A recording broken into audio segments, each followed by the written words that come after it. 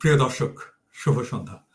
আজকে আমাদের শ্যাডো ক্যাবিনেটের দ্বিতীয় পর্ব এবং আজকে আমাদের সাথে উপস্থিত হয়েছেন একজন গুরুত্বপূর্ণ স্কলার অর্থনীতি বিষয়ে। আমরা আলোচনা করব অর্থনীতি বিষয়ে অধ্যাপক আনিস চৌধুরীর সাথে। আমি তার আগে অধ্যাপক আনিস চৌধুরীকে আমাদের দর্শকদের সাথে পরিচয় করিয়ে দিই। আনিস চৌধুরীর পরিচয় যদি আমরা দিতে চাই তাহলে অনেক সময় লাগবে, কিন্তু খুব অল্পে যদি আমি বলতে চাই তাহলে বলতে হবে যে অধ্যাপক আনিস চৌধুরী একজন খুবই বিখ্যাত ম্যাক্রো ডেভেলপমেন্ট এবং পলিটিক্যাল ইকোনমিস্ট। বর্তমানে তিনি ওয়েস্টার্ন সিডনি ইউনিভার্সিটি অস্ট্রেলিয়ার এমিরেটাস প্রফেসর। তিনি সারা জীবন নানা কাজে যুক্ত ছিলেন, এর মধ্যে কনসালটেন্সি করেছেন জাতিসংঘে, ইউএনডিপিতে, আইএলওতে করেছেন, এফএওতে করেছেন। তিনি বই লিখেছেন, প্রচুর রিসার্চ আর্টিকেল আছে এবং শুধু শুধু ইকোনমিক্সের বিষয় নিয়ে নয়, তিনি রাজনীতির বিষয়েও বই লিখেছেন। আমরা সেই প্রসঙ্গে পরে আসব। বাংলাদেশের রাজনীতির সাথেও যুক্ত ছিলেন। আজকে আমরা আনিস ভাইয়ের কাছ থেকে শুনবো বাংলাদেশের অর্থনীতির যে অবস্থা, বিশ্ব অর্থনীতির যে অবস্থা এবং বাংলাদেশের অর্থনীতির যে ভঙ্গুর অবস্থা বলে প্রফেসর ইউনূস কয়েকদিন আগে উনার জাতির উদ্দেশ্যে ভাষণে উল্লেখ করেছেন, সেই ভঙ্গুর অবস্থাটা আসলে কতটুকু ভঙ্গুর এবং সেখান থেকে উত্তরণের পথগুলো কি কি, সেটা আমরা আজকে আলোচনা করব। আনিস ভাই, আপনাকে স্বাগতম। ধন্যবাদ পিনাকিদা, আমাকে আমন্ত্রণ জানানোর জন্য। জাতিসংঘে আমি কনসালটেন্সি করেছি এবং জাতিসংঘে আমি রেগুলার পদে কাজও করেছি। আমি সুযোগ হয়েছে আমার, আমি যে আমাদের ব্যাংককে যে এসক্যাপ অফিসটা আছে, regional headquarter, economic and social commission for Asia and Pacific, ওখানে আমি ইকোনমিক ডিভিশনের প্রধান ছিলাম, স্ট্যাটিস্টিক্স বিভাগের প্রধান ছিলাম। এটা আমার জন্য একটা রেয়ার অপরচুনিটি ছিল। এই কারণে বলছি, আমি জিনিসগুলিকে বাইরে থেকে এবং সামগ্রিকভাবে দেখার সুযোগটা পেয়েছি। আসলেই খুবই ভঙ্গুর অবস্থা।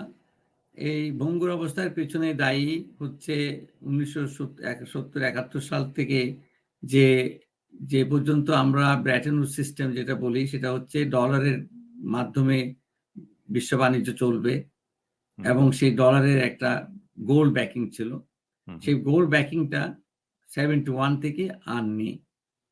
নিক্সন সেই ইউএসএ যে প্রতিজ্ঞা ছিল যে তারা ডলারকে স্টেবল রাখবে, সেই স্টেবল রাখবে থ্রু গোল্ড ব্যাকিং, সেটা তারা রাখতে রাজি না। যার ফলে আমরা এখন একটা নন সিস্টেমের মধ্যে আছি। নন সিস্টেমের মধ্যে থাকাতে আমাদের আস্থা ধীরে ধীরে বিশ্ব অর্থনীতির প্রতি আমাদের আস্থা হারিয়ে ফেলেছি আমরা। তারপরে যেটা হয়েছে সেটা হচ্ছে আপনার এই যে ডিরেগুলেশন গুলি যে হয়েছে, বিশ্বে যে বিভিন্ন ডিরেগুলেশন হয়েছে, সেখানে আর এখন পুঁজি যে পুঞ্জীভূত হয়েছে, ধন পুঞ্জীভূত হয়েছে, সেখানে আপনার এই যে মাল্টি ন্যাশনাল কর্পোরেশন গুলির ক্ষমতা অনেক বেড়েছে। ডিরেগুলেশন বলতে আপনি কি বোঝাচ্ছেন? এই যে রাষ্ট্রের যে আগে একটা নিয়ন্ত্রণের যে একটা ক্ষমতা ছিল, সেই ক্ষমতাকে অনেকটা খর্ব করা হয়েছে। ক্ষমতাগুলোকে খর্ব করেছে কর্পোরেট গুলো, তাদের অধিক। এখানে যেটা হয়েছে, প্রথমে হয়েছে বিজাতীয়করণ, প্রাইভেটাইজেশন হয়েছে। আপনি যে জাতীয় সম্পদ গত 100 বছর 50 বছর ধরে যেটা সৃষ্টি করেছেন, মনে করেন আপনি এই যে ইলেকট্রিসিটির ইনফ্রাস্ট্রাকচার, রেলওয়ে ইনফ্রাস্ট্রাকচার, পোর্টের ইনফ্রাস্ট্রাকচার, এগুলো তো জনগণের সম্পদ। এই সম্পদগুলোকে রাষ্ট্রই এটা তৈরি করেছে, রাষ্ট্রের এই সম্পদ, এবং এটা থেকে আয় যেটা সেটা রাষ্ট্রেই যেত এবং সেই দিয়ে মানুষকে আপনি সেবা দিতেন। এখন সেই সম্পদ, রাষ্ট্রীয় সম্পদ, জনগণের সম্পদ আমি বলবো, সেই সম্পদগুলিকে আপনি বেসরকারি খাতে ছেড়ে দেওয়া হচ্ছে। ছেড়ে দেওয়া হয়েছে কি মানে কি, আপনার অত্যন্ত নিম্ন প্রাইসে এগুলিকে বিক্রি করেছে। বিক্রি করে হয়তো প্রথম বছর আপনি আমরা যে গল্প পড়েছিলাম যে সোনার ডিম পাড়া যে ঘুষ, তাকে আপনি একদিনে সব সোনার ডিম নিবেন, সেজন্য সোনার গুজকে আপনি জবাই করে দিলেন। সোনার হাঁস। হ্যাঁ, সোনার হাঁস। এই জিনিসটাই হয়েছে যে আপনার এই যে কর্পোরেশন গুলিতে ওরা বললো ওরা ইনভেস্টমেন্ট করবে, আমাদের আর চিন্তা করতে হবে না, আমরা ওখান থেকে ওদের কাছ থেকে ট্যাক্স পাবো, ওদের আমাদের চলবে, ওরা তো আমরা ইনভেস্টমেন্ট এই করে নাই। আলোচনায় হয়তো যাব আবার, মানে আমার ব্যক্তিগতভাবে এই প্রসঙ্গে হয়তো কিছুটা আপনার সাথে বিনয়ের সাথে দ্বিমত করতে হবে, কারণ প্রাইভেট পাবলিক পার্টনারশিপ এটা ইকোনমির একটা অন্যতম ড্রাইভার, একটা রাষ্ট্রীয় ইকোনমির। আর ধরেন একটা রাষ্ট্রীয় সম্পদ যদি বলেন যে ধরেন আমাদের কাপ্তাই বাঁধ, এটা আমরা করেছি অনেক আগে, হ্যাঁ, এটার তো ডেপ্রিসিয়েশন হতে হতে হতে হতে এটার ভ্যালু তো জিরো। এখন যাই হোক, আমরা ওই প্রসঙ্গে পরে আসবো। আমরা আপনার আলোচনায় যেটা বুঝতে পারলাম যে আম বিশ্ব অর্থনীতির অবস্থা কয়েকটা কারণে খারাপ। প্রথমত আম ডলারের যে মূল্যমান সেটা যখন বিচ্যুত করা হলো সোনা থেকে, আম তখন ডিলিংক করা হলো সোনা থেকে, তখন থেকে এটা শুরু হয়েছে এবং তারপর থেকে এই নানা ধরনের আম অর্থনীতির উপর রাষ্ট্রীয় নিয়ন্ত্রণটা কমিয়ে যাওয়ার কারণে কর্পোরেশন গুলোর লাভ বেড়েছে এবং বেসরকারি খাতগুলো শক্তিশালী হয়েছে এবং এর ফলে ধন বৈষম্য বেড়েছে, দারিদ্র্য বেড়েছে। এই তো, আমি কি ঠিক বললাম? ঠিকই বলেছেন।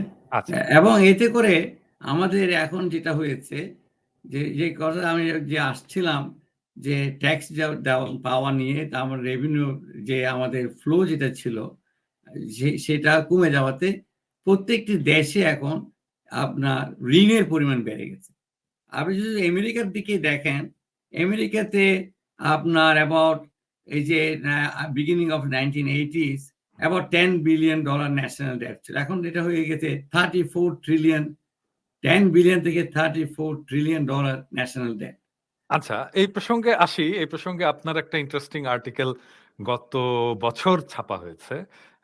Chronicles of debt crisis foretold নাম দিয়ে। আমি জানি না এটা আমরা দেখাতে পারবো কিনা। আম যদি এটা দেখানো সম্ভব হয় স্ক্রিনে, তাহলে দেখিয়ে দিলে আমাদের দর্শকেরা এটা পড়ে ফেলতে পারত। আম তার মানে আপনি ঋণ সংকটের কথা আম এটা বলছেন যে আগে থেকেই বলছেন, ভবিষ্যৎবাণী করছেন যে ঋণের কারণে একটা সংকটে পড়তে যাবে। এটা আমার একটু জানারও আগ্রহ ছিল। কারণ অর্থনীতির ছাত্র হিসাবে ঋণকে তো আমরা কখনোই নেগেটিভলি দেখি না। মানে কখনোই বলব না, আমরা ঋণকে সাধারণভাবে নেগেটিভলি দেখি না। মানে ঋণ নেওয়াটা খারাপ কেন? ঋণ নিয়ে তো আমি সম্পদ সৃষ্টি করি। ঋণ নিয়ে অ্যাম আমি একজন উদ্যোক্তা একটা শিল্প সৃষ্টি করে, কর্মসংস্থান সৃষ্টি করে। রাষ্ট্রও ঋণ নেয়, ঋণের তো দরকার আছে। ঋণ ছাড়া চলবে কিভাবে? না, মানে ঋণ খুবই কেন নেগেটিভ হবে? গুরুত্বপূর্ণ অবজারভেশন আপনি যে অবজারভেশনটা করেছেন অত্যন্ত গুরুত্বপূর্ণ অবজারভেশন। এবং ঋণ নেওয়াটা, ঋণ itself is not, আমি বলছি না যে ভুল, কিন্তু ঋণটা যে আপনি বললেন উদ্যোক্তারা ঋণ নিয়ে সেটা একটা প্রোডাক্টিভ কাজে ব্যবহার করতে হবে। এখন সেটা যদি না হয় তাহলে আপনি ঋণ নিয়ে করবেনটা কি? আপনি তো ঋণগ্রস্ত হয়ে ওইটা যে প্রোডাক্টিভ কাজে ইউজ না করেন তাহলে আপনি তো এটা ফেরত দিতে পারবেন না। আপনি ঋণের বোঝা বাড়তে থাকবে, আপনি চক্রবৃদ্ধি হারে বাড়তে থাকবে। তাই হয়েছে। আমি যদি বাংলাদেশের কনটেক্সটেই ধরি, এটাকে আমি বিশ্ব রাজনীতির দিকে গেলাম না। আপনি এখানে রিইনভেস্টমেন্ট হয়নি। আপনার শেয়ার এই যে আপনার সিইওদের বেতন বিশ্ব এখানে যদি দেখি আমি গ্লোবালি কয়েকশো গুণ বেড়েছে সাধারণ কর্মচারীদের তুলনায়। তাহলে আপনি প্রোডাক্টিভলি ইউজ হচ্ছে না ওখানে। বাংলাদেশের ক্ষেত্রে যে হয়েছে সেখানে চুরি হয়েছে প্রচুর এই টাকা। এই যে আপনি ঋণ এনেছেন কিন্তু ঋণটা আপনি ব্যবহার করেছেন চুরির কাজে। আপনার প্রজেক্ট সিলেকশন ঠিক হয়নি। আপনি যেটা ১০০ টাকায় করতে পারতেন সেটা দেখেছে ৫০০ টাকা লেগেছে। ৪০০ টাকার আপনি কি করে করবে? এবং শুধু তাই না, এই টাকা আবার বাইরে চলে গেছে। এই টাকা যদি আবার দেশেও কোনো জায়গায় রিইনভেস্টমেন্ট হতো তাহলে মানে আপনি হয়তো ওই প্রজেক্ট থেকে আসেনি, অন্য জায়গা থেকে আসতো। সেই জিনিসটাও তো হয়নি। আমাদের দেশের সমস্যা হয়েছে, আমি এইটাকে যদি আমি এখন লোকাল লেভেলে নিয়ে আসি, আপনি যেটা বললেন গ্লোবাল ক্রাইসিস থেকে কি করে লোকাল ক্রাইসিসে আসে, এই গ্লোবাল ক্রাইসিস সব দেশকে কিন্তু একইভাবে এফেক্ট এফেক্ট করবে করে না। করে না। হুম, যারা যাদের অবকাঠামোটা শক্ত আছে হুম, সেখানে আপনার ওটা এত আমি আপনাকে একটা উদাহরণ দেই। এই আমাদের অঞ্চলে 1997-98 এই যে এশিয়ান ফাইন্যান্সিয়াল ক্রাইসিস যেটা আমরা বলি হুম, হয়েছে।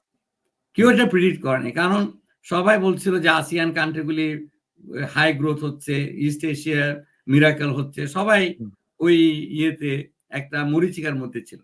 হুম, এই ক্রাইসিসটা ওভারনাইট কি করে হলো এটা নিয়ে অনেক হুম, এই বিতর্ক আছে, কনস্পিরেসি থিওরি আছে। হুম, কিন্তু সব দেশ একইভাবে এফেক্টেড হয়নি। ইন্দোনেশিয়া হচ্ছে ওয়ার্স্ট এফেক্টেড কান্ট্রি, হুম, আর সাউথ কোরিয়া ছিল লিস্ট এফেক্টেড কান্ট্রি। হুম, হুম, এই দুটো কান্ট্রির আমি তুলনা দিচ্ছি আপনাকে। হুম। না সাউথ এখন কোরিয়া যখন হলো, হ্যাঁ, south Korea by then democratise হয়ে গেছে। লেট 80s থেকে সাউথ কোরিয়া, তাইওয়ান ওরা সাকসেসফুলি ডেমোক্রেটাইজ করেছে। হুম, হুম, জনগণ যখন ক্রাইসিস সময় তাদের বাড়িতে যে বউদের যে আপনার স্বর্ণ থাকে, হুম, তার মধ্যে আমাদের বান কিন মুন তখন সাউথ কোরিয়ার ফরেন মিনিস্টার, হুম, ওরা ঘর থেকে স্বর্ণগুলি এনে হুম, তারা সেন্ট্রাল ব্যাংকে জমা দিতে লাগলো। হুম, যে রিজার্ভ চলে গেছে, আমাদের স্বর্ণ আছে, বাড়িতে বাড়িতে স্বর্ণ আছে সবাই। হুম, তাহলে কেন করলো? অথচ হুম, ইন্দোনেশিয়াতে হলো না। হুম, ইন্দোনেশিয়া ক্রাইসিসে ওয়াজ এফেক্টেড। হুম। ইন্দোনেশিয়া ছিল ডিক্টেটরশিপ, আর ওখানে ছিল গণতন্ত্র। এখানেই গণতন্ত্রের মূল্য। সেখানে আমি মানুষ ফিল করলো যে এটা আমার দেশ, আমার স্টেক আছে এখানে, আমার রাইটস আছে, আমার অধিকার আছে, হুম, আমার অধিকার পূর্ণ হয়। আর হুম, ওখানে আমার অধিকার, ওখানে কুক্ষিগত কিছু লোক ধন সম্পদ করেছে, চুরি করেছে, হুম। পাচার করেছে। তো ন্যাচারালি মানুষ সেখানে পার্টিসিপেট করেনি ওই সংকট উত্তরণে। সেখানে আমরা দেখলাম প সরকারের পতন হয়েছে, দেশ ভেঙে গেছে। হুম, ইস্ট তিমুর, আমরা এটা ভালো হুম, খারাপের দিকে যাচ্ছি না। আমি যেটা হুম, বলছি, এবং ইন্দোনেশিয়া বেঁচে গেল, বলকানাইজ হলো না। তখন এটাকে বলা হলো বলকানাইজ হবে কিনা, যেটা আমরা হুম, ইউগোস্লাভিয়াতে দেখেছি। হুম, সেটা হলো না, এটার একটাই কারণ, তারা কুইকলি ডেমোক্রেটাইজ করতে পেরেছিল। হুম, দ্যাট ওয়াজ এবং এখন তারা গণতন্ত্রকে সংহত করতে পেরেছিল। হুম। এই কারণটা খুবই ইম্পোর্টেন্ট বুঝার। যে আমি একটা আ দেশ, হুম। আমাদের দেশে কেন সিচুয়েশন আরো ভঙ্গুর, সেটা হচ্ছে আমরা ইনস্টিটিউশন গুলো ধ্বংস করেছি। আমরা গণতান্ত্রিক অধিকার আমি খনন ওই করেছি। প্রসঙ্গে আসবো। আমি জাস্ট ঋণের ব্যাপারটা আরেকটু ক্লিয়ার করি। মানে আমি তো প্রচুর ধরনের মেসেজ-টেসেজ পাই। তো আমি এরকম এক ভদ্রলোকের কাছ থেকে মেসেজ পাই এরকম যে, "বাংলাদেশের এত ঋণ হয়ে গেছে, এত ঋণ ইয়ে হয়ে গেছে, কিভাবে আমরা শোধ করব?" আমি বললাম, "আপনার মাথায় কেন শোধ করার চিন্তা আসলো?" হ্যাঁ? মানে চায়নার ঋণ নাই? চায়নার নিজের ঋণ আছে, আমেরিকার ঋণ আছে। হ্যাঁ? এখন তো ঋণ নেওয়ার প্রবলেমটা হচ্ছে যে আপনি যেটা বললেন সেটা হচ্ছে যে আমরা ঋণটা নিচ্ছি, ঋণটা নিয়ে কিরকম কাজে লাগাচ্ছি এবং ঋণটা আসলে কোথায় থেকে নিচ্ছি। হুম? আম ধরেন আম আমি যদি ওয়ার্ল্ড ব্যাংক থেকে ঋণ নিই, হ্যাঁ? Uh it's a form of reinvestment যেটা ওয়েস্ট নিয়ে গেছে আমাদের সারপ্লাস সেটা আবার দিচ্ছে আমাদেরকে খুবই স্বল্প সুদে। প্রবলেম হয়ে যায় যে যেটা আপনিও বলেন যে প্রবলেম হয়ে যায় আমরা যখন ক্যাপিটাল মার্কেট থেকে ঋণ নেই, অনেক হাই ইন্টারেস্ট এবং আনফেভারেবল কন্ডিশন এ যখন ক্যাপিটাল মার্কেট থেকে লোন নেই, তখন প্রবলেম হয়। তাই তো? এটা তো আপনারও কথা, তাই না? আনিস ভাই? সেটা একটা একটা ইয়া দিক আছে। তবে ওয়ার্ল্ড আরেকটা ব্যাংক, হচ্ছে আইএমএফ এর ঋণ যে সবসময় আপনার জন্য সুবিধাজনক তা না কিন্তু। তারা রাইট। আপনাকে কখনো আমার জন্য সুবিধাজনক না। এটা সুবিধাজনক, তারা আপনার আপনার অর্থনীতিতে তারা যে সমস্ত কন্ডিশনের ঋণ দেয়, এই কন্ডিশন গুলি নন নেসেসারিলি আপনার জন্য সুবিধা হবে। যেটা আমরা আমরা দেখেছি যে এটা এই যে 1980s এ যে ডেট ক্রাইসিস গুলো হয়েছিল হুম, ইয়েতে ল্যাটিন আমেরিকাতে। হুম, ল্যাটিন আমেরিকা এবং তারপরে তারা যে এই যে মুক্ত বাজারের যে কনসেপ্ট নিয়ে আসলো, ডিরেগুলেশন, প্রাইভেটাইজেশন এগুলো করলো। হুম, বলল যে এতে করে আপনার ডেভেলপমেন্ট হবে, উন্নয়ন হবে। হুম, আমরা এটা ওয়ার্ল্ড ব্যাংকেরই এই যে রিসার্চে এসেছে আপনার, এই যে এটাকে বলা হয় 2 decades of lost development, এটা আফ্রিকাতে হয়েছে, আপনার ল্যাটিন আমেরিকাতে হয়েছে। যারাই ওই ওয়ার্ল্ড ব্যাংক IMF এর লোন নিয়ে ওই প্রোগ্রামগুলিকে ইমপ্লিমেন্ট করেছে, সেখানে তারা দেখা গেল যে 2 দশক ধরে ওদের ইকোনমি গ্রোথ তো হয়নি, নিচের দিকে চলে গেছে, ডিইন্ডাস্ট্রিয়ালাইজ হয়ে গেছে কান্ট্রিগুলি, ডিইন্ডাস্ট্রিয়ালাইজ, তারা সম্পূর্ণ বিশ্ব অর্থনীতির উপর নির্ভরশীল হয়ে পড়েছে। তাদের এখন নিজস্ব কোনো সাস্টেনেবল কোনো সামান্যতম ক্রাইসিসকে তারা ঠেকা দিতে পারে না। না মানে এটা এই কি একটা পরিপূর্ণভাবে ওয়ার্ল্ড ব্যাংক IMF এর লোনকেই এটার জন্য দোষ দেওয়া যায় পরিপূর্ণভাবে? আমি মনে করি পরিপূর্ণভাবেই যারা এটা রিসার্চ করেছে তারা ভিকটিমকে অপরাধ, মানে আপনাকে ডাক্তার বললো যে আমি ওষুধ ঠিকই দিয়েছিলাম, আপনি ওষুধ ঠিক মতো খাননি, ঠিক পরিমাণে ডোসেস নেননি, হ্যাঁ, এখন ওই দোষটা ওদের উপর এসে চাপ পড়ছে। কিন্তু আপনি যদি সিরিয়াস রিসার্চ করেন দেখা যায় যে সরি একটা তো ইয়ে আছেই যে এই যে ওয়ার্ল্ড ব্যাংক IMF এর ঋণ নিয়ে আমাদের দেশে এক ধরনের মানে আপনার আমার দুইজনেরই যেহেতু লেফট ব্যাকগ্রাউন্ড আছে, এক ধরনের কমিউনিস্ট লেফট ক্রিটিসিজম তো আছেই, এবং তারা তো পছন্দ করে না, লেফটরা কমিউনিস্টরা তো পছন্দ করে না যে ওয়ার্ল্ড ব্যাংক IMF এর লোন নেই। তো এখন যদি আপনাকে আমি বলি যে আপনার কি এই লেফট ব্যাকগ্রাউন্ড থেকে এই ইয়েটা আসছে যে না, আপনি আমার প্রাইভেটাইজেশনের বিরুদ্ধে বললেন, আপনি এখন আবার ওয়ার্ল্ড ব্যাংক IMF এর লোনের বিরুদ্ধে বলছেন, এটা কি কোনোভাবে বাই এনি চান্স এটা কি কোনোভাবে না, রিলেটেড আপনার না, লেফট ব্যাকগ্রাউন্ডের সাথে? সত্যিকার অর্থে না। আপনি সরি যদি আমি আমার খুব ওই লেখাটা পেনিট্রেটিং পড়েন, কোশ্চেন করলাম আপনাকে না, একটা আমার ওই লেখাটা যদি পড়েন, এই লেখাটা এখন বেশ প্রসার পেয়েছে।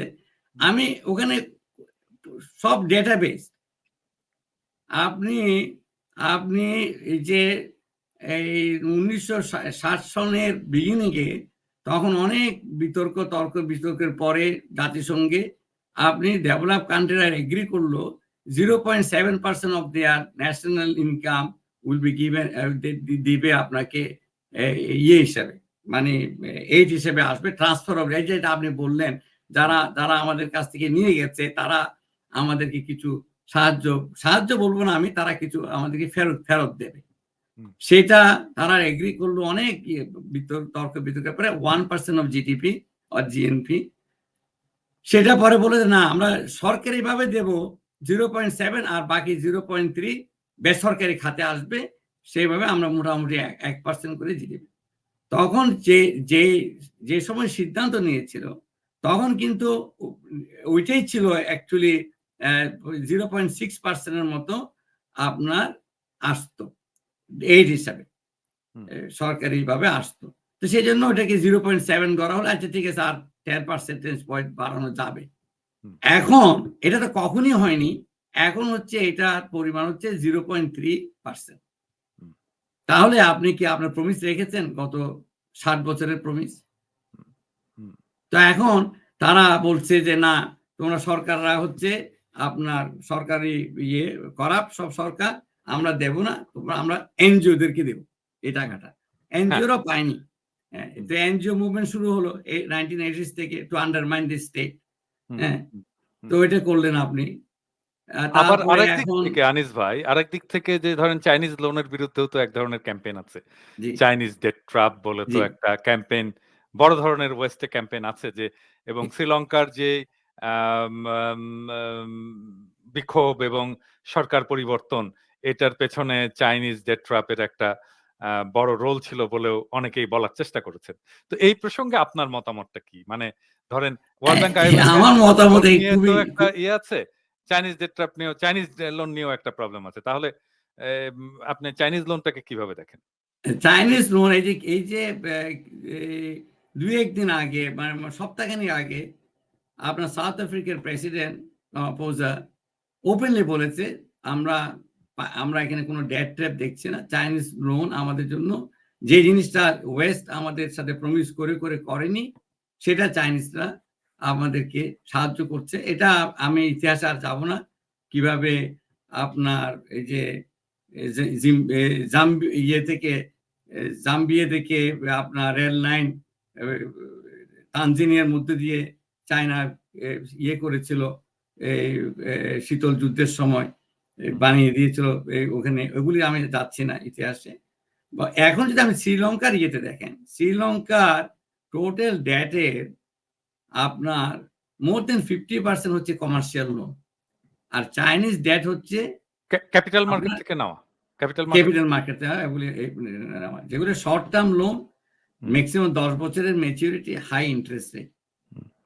এবং আপনি চায়না তো আপনার প্রথম ওই আর্টিকেলে ক্যাপিটাল মার্কেটের লোন নিয়েও আপনি বলেছেন যে আসলে জি এটাই মূল ক্রাইসিসটার পিছনে কারণটা এটাই ক্যাপিটাল হ্যাঁ, মার্কেট। এটার জন্য আমরা যে যেটা একটা একটু জাস্ট আমাকে কোশ্চেন। বলতে সুযোগ দেন এখানে, কেন না আমি ক্যাপিটাল আমি মার্কেট লোন আমি নিতে বাধ্য একটা হচ্ছে? সাপ্লিমেন্টারি কোশ্চেন জেনে নিই আরকি এটা। হ্যাঁ, বাংলাদেশে কি ক্যাপিটাল মার্কেট থেকে লোন নিয়েছিল হাসিনা?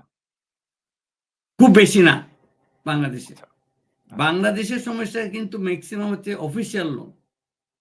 আচ্ছা আমরা ওই প্রসঙ্গে পরে আসবো। আপনার ইয়েটা শেষ করেন। হ্যাঁ, তো বাংলাদেশে এটা যেটা বলছিলাম যে এটা কারণ হচ্ছে একদিক থেকে আপনি আমাদের ডেভেলপমেন্ট নিড বাড়ছে, হুম, একই সাথে আপনার এইড এর পরিমাণ কমে গেছে।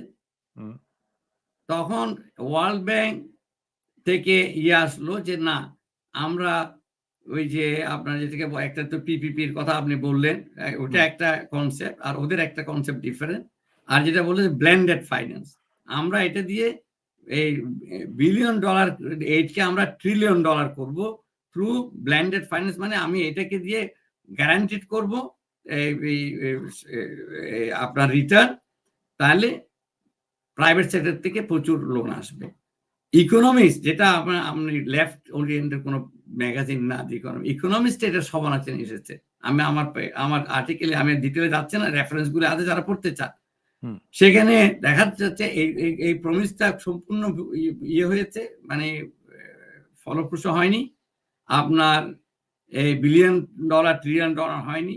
ডেভেলপিং কান্ট্রি গুলির আপনার ইনভেস্টমেন্ট নিড পরিপূর্ণ ইয়ে হয়নি। তখন তারা বলল যে তোমরা তো ক্যাপিটাল মার্কেটে পাও। যেভাবে আফ্রিকা হচ্ছে আপনার more than 60% of the arable land hmm, agriculture আফ্রিকাতে। আফ্রিকা কখনো ফুড শর্টেজ কান্ট্রি ছিল না। হুম, আপনি আফ্রিকায় গিয়ে বললেন, আর তোমাদের এগ্রিকালচার তো ইনভেস্ট করার কোনো দরকার নাই, তোমরা ওয়ার্ল্ড মার্কেটে আরো চিপার পাবা। হুম, এই করে ওদের এগ্রিকালচার শেষ করে দিলেন আপনি। হুম, হুম, তারপরে এটা আপনি ক্লিনটনের নিজস্ব উক্তি আছে, নিজস্ব স্বীকারোক্তি আছে যে কিভাবে হাইতিকে তারা ফুড ডিফিসিয়েন্ট করেছে এবং এটাতে লাভবান হয়েছে কে? আরকানসা তার বন্ধুরা, হুম, ফার্মার হুম, বন্ধুরা। হুম, হ্যাঁ? হুম, এই ক্লিনটন বলে যে এটলিস্ট সে স্বীকার করেছে, "I go to bed every night with that guilt in my mind." হুম, হুম, হ্যাঁ? হুম, হুম। এটা হচ্ছে গিয়ে আপনার বিশ্ব অর্থনীতির আমরা অবস্থা। যাই একটু হোক, আবার দেশের দিকে ফিরে আসি আনিস ভাই। হ্যাঁ, তো মানে এখন হুম, চাইনিজ লোনের যে কথাটা বললেন, হুম, বাংলাদেশে শ্রীলঙ্কা অ্যাবাউট আমার মনে হয়, আমার অফ মাই হেড আমার এখন মনে হয় মেক্সিমাম মনে হয় 17% মনে হয় চাইনিজ লোন এখানে টোটাল ইয়ের মধ্যে। হুম, বাংলাদেশে চাইনিজ লোনের ইয়েটাও খুব বেশি না। আপনার বাংলাদেশে এই যে অফিসিয়াল লোন, জাপানের থেকে লোন, ইউ থেকে লোন, তারপরে আপনার এই যে আইএমএফ, ওয়ার্ল্ড ব্যাংক, আইএমএফ তো নতুন এসেছে, এডিবির লোন, হুম। এগুলো আমরা অফিসিয়াল লোন বলি। এখানে অ্যাকচুয়ালি বাংলাদেশে আপনি টোটাল লোনের যদি ধরেন $100 বিলিয়ন ইজ নট মাচ। খুব বেশি না। খুব এক্সাক্টলি, বেশি না। এক্সাক্টলি। প্রবলেমটা হচ্ছে আপনার মিসইউজ হয়েছে, চুরি হয়েছে। এটাই হ্যাঁ, এটাই হচ্ছে মেইন মানে সমস্যা এই বাংলাদেশে। $100 বিলিয়ন যদি বেশিরভাগটাই চুরি হয়ে যায়, জি, জি, তাহলে আমি আম এটা এটা রিটার্ন দেব কোত্থেকে? আর জি, এটা আমি রিটার্ন দেবই বা কেন? হ্যাঁ? মানে হ্যাঁ, হাসিনা চুরি করে নিয়ে যাবে এটা কেন আমি হ্যাঁ। কেন এটা শোধ দেব? যেটাকে আমরা বলেছি ওডিএস ডেট। হুম, হুম। এই কনসেপ্ট অফ ওডিএস ডেট কিন্তু আমেরিকাই চালু করেছিল। আপনার এই যে কিউবাতে যখন তারা স্প্যানিশ দিকে তাড়া করলো, করে এই কিউবাকে তারা স্বাধীনতা, মানে সো কল আমরা স্বাধীনতা। এই প্রসঙ্গে আসবো আনিস ভাই। আমাদের আরো অনেক জরুরি প্রশ্ন আছে। আমরা ওইটা সেরে আসি। আমার পরের প্রশ্নটা হচ্ছে যে প্রফেসর ইউনূস তো তার বক্তব্যে বলেছেন যে উনি সার্ককে রিভাইভ করবেন। আম এবং সার্ক প তো আম চালু করেছিলেন জিয়াউর রহমান এবং আ খুবই প্রমিস নিয়ে চালু হয়েছিল। হুম? টু টেল ইউ ফ্র্যাঙ্কলি আমি কিন্তু সার্কের একটা বডির মেম্বার ছিলাম আরকি। মানে আমি তো ডাক্তারদের একটা অর্গানাইজেশন ছিল ক্যান্সার স্পেশালিস্টদের। তো ওই ক্যান্সার স্পেশালিস্টদের সার্ক সেক্রেটারিয়েট থেকে আমরা একটা সার্ক ফেডারেশন অফ অনকোলজিস্ট করেছিলাম। তো ওই সময় সার্কের সাথে একটা কাজ করার সুযোগ হয়েছিল আরকি। এবং এটা আমাদেরকে যথেষ্ট বাংলাদেশের ক্যান্সার স্পেশালিস্টদেরকে যথেষ্ট হেল্প করেছিল তাদের এক্সপার্টাইজ বাড়ানোর জন্যে এবং পারস্পরিক যোগাযোগ বাড়ানোর জন্য। এনিওয়ে তো এ এই যে আপনি তো ইয়েতে ছিলেন, আপনি তো আ ইউএনইএসসিএপির ইকোনমিক এবং স্ট্যাটিস্টিক্স ডিপার্টমেন্টের হেড ছিলেন, ওইটারও হেড ছিলেন। এবং এশিয়ার ইকোনমি নিয়ে আপনি কাজ করেছেন ইউএন এর তরফ থেকে। আম সার্ক কেন এটা একটা ইকোনমিক কোঅপারেশন এর চেহারা নিল না? নাম্বার 1 যেমন ধরেন ASEAN এর মতো এটা নিতে পারত। এবং আরেকটা কথা আমরা শুনছি যে সাউথ এশিয়া কমন কারেন্সি। এই দুটো বিষয় নিয়ে একটু আমাদের দর্শকদেরকে কিছু বলবেন। এটা খুব ইন্টারেস্টিং কোয়েশ্চেন করেছে। আই এম রিয়েলি গ্রেটফুল যে আপনি এই প্রশ্নটা করেছেন। সার্কের যে পলিটিক্যাল ইকোনমিটা সেটা আপনারা সবাই জানেন, কিন্তু কমন কারেন্সির ইতিহাসটা অনেকে জানে না। আমাদের দেশেও পলিটিক্যাল জানে না। ইকোনমির ব্যাপারটা সবাই জানে হয়তো, কিন্তু তারপরেও আপনি যদি একটু অল্প করে হ্যাঁ, বলেন। সেটা হচ্ছে আপনি দেখেন সেখানে ভারতের যে আধিপত্যমূলক যে ব্যবহার এবং তার হেজিমনিক যে অ্যাটিটিউড, এবং সেই কারণেই মোটামুটি আপনার সার্ক সফল হতে পারেন, এটা এক বাক্যে বলা যায়। বিভিন্নভাবে তারা সার্ককে আন্ডারমাইন করেছে এবং আমি ডিটেলে যাচ্ছি না। তাদের মেইন ইয়ে হচ্ছে পাকিস্তান যেন এখান থেকে কোনো বেনিফিট না পায়। এখন পাকিস্তান একটা সাউথ এশিয়ার মধ্যে গুরুত্বপূর্ণ একটা দেশ এবং ইকোনমি দিক থেকে যদি আমি তুলনা করি, কোনো অংশে ভারতের ইকোনমি থেকে দুর্বল ইকোনমি ছিল না ওই সময় যখন এই জিনিসটা সৃষ্টি করা হয়। এবং এই পরবর্তীতে অবশ্যই পাকিস্তানের অবস্থা খারাপ। Lack of democracy is the main problem, যেটা আমি কিছুক্ষণ আগে বলেছি।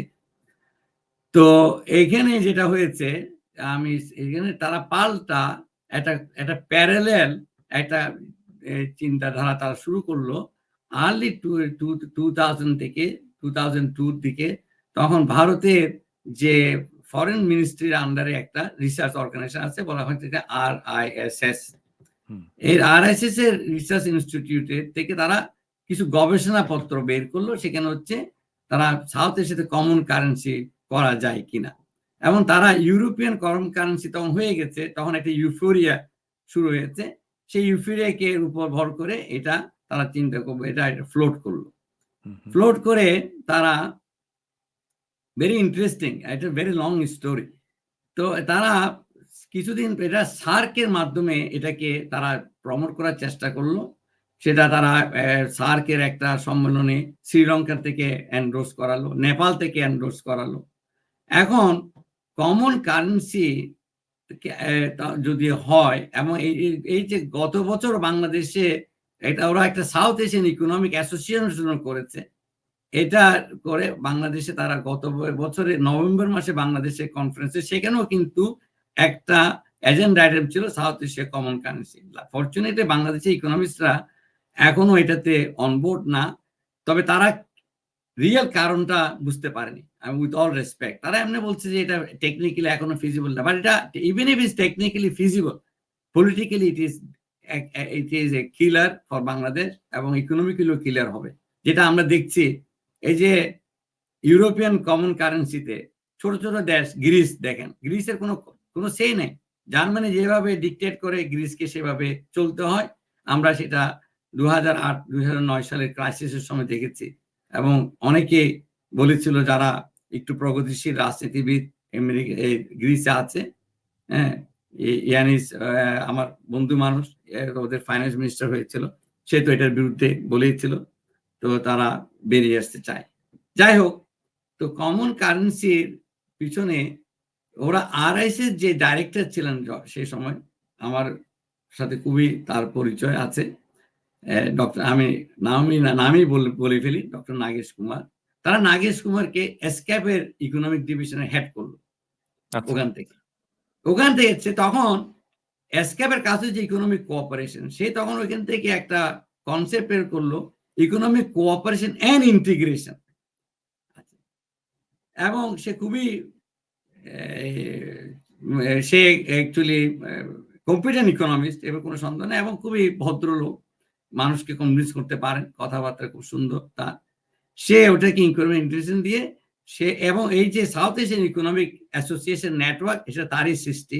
এসক্যাপের এখন সে স্কাইপের ইয়ে তার উপাধিতে চলে আসাতে সে হয়ে গেল তার আপনার সে স্কাইপের আশীর্বাদকে সাথে নিয়ে সে ওই কাজে লেগে গেল, ইকোনমিক ইন্টিগ্রেশন করতে হবে এই সাউথ এশিয়াতে। তো এইটা চললো কিছুদিন। এর মধ্যে তারা করলো কি, স্কাইপের একটা রিজিওনাল অফিস খুললো দিল্লিতে। তখন তাকে আবার দিল্লি অফিসের হেড করে পাঠিয়ে দেওয়া হলো, ওখান থেকে সে তখন কাজ করবে। ঘটনাগুলি দেখবে।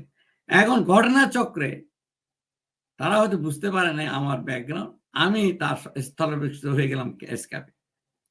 তখন আমি এগুলি সব আবিষ্কার করলাম যে ঘটনা তো এই। তখন আমি ওখানে যতটুকু সম্ভব স্যান্ড দেওয়া শুরু করলাম যে এটা তো স্লো করা দরকার। অনেক দূর এগিয়ে গিয়েছিল এই যে কাজটা।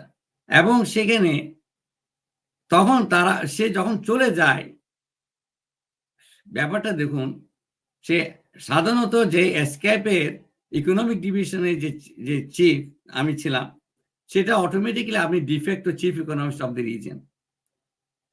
সে করলো কি, একটা নতুন পদ সৃষ্টি করলো, সে হয়ে গেল চিফ ইকোনমিস্ট অফ স্ক্যাপ ওখান থেকে বসে। তখন স্ক্যাপের মধ্যে একটা বিদ্রোহ হওয়ার মতো অবস্থা, যে এটা হেডকোয়ার্টার হচ্ছে আপনার ব্যাংককে, চিফ ইকোনমিস্ট থাকবে ব্যাংককে, চিফ ইকোনমিস্ট থাকবে দিল্লিতে, চলে গেল কেন?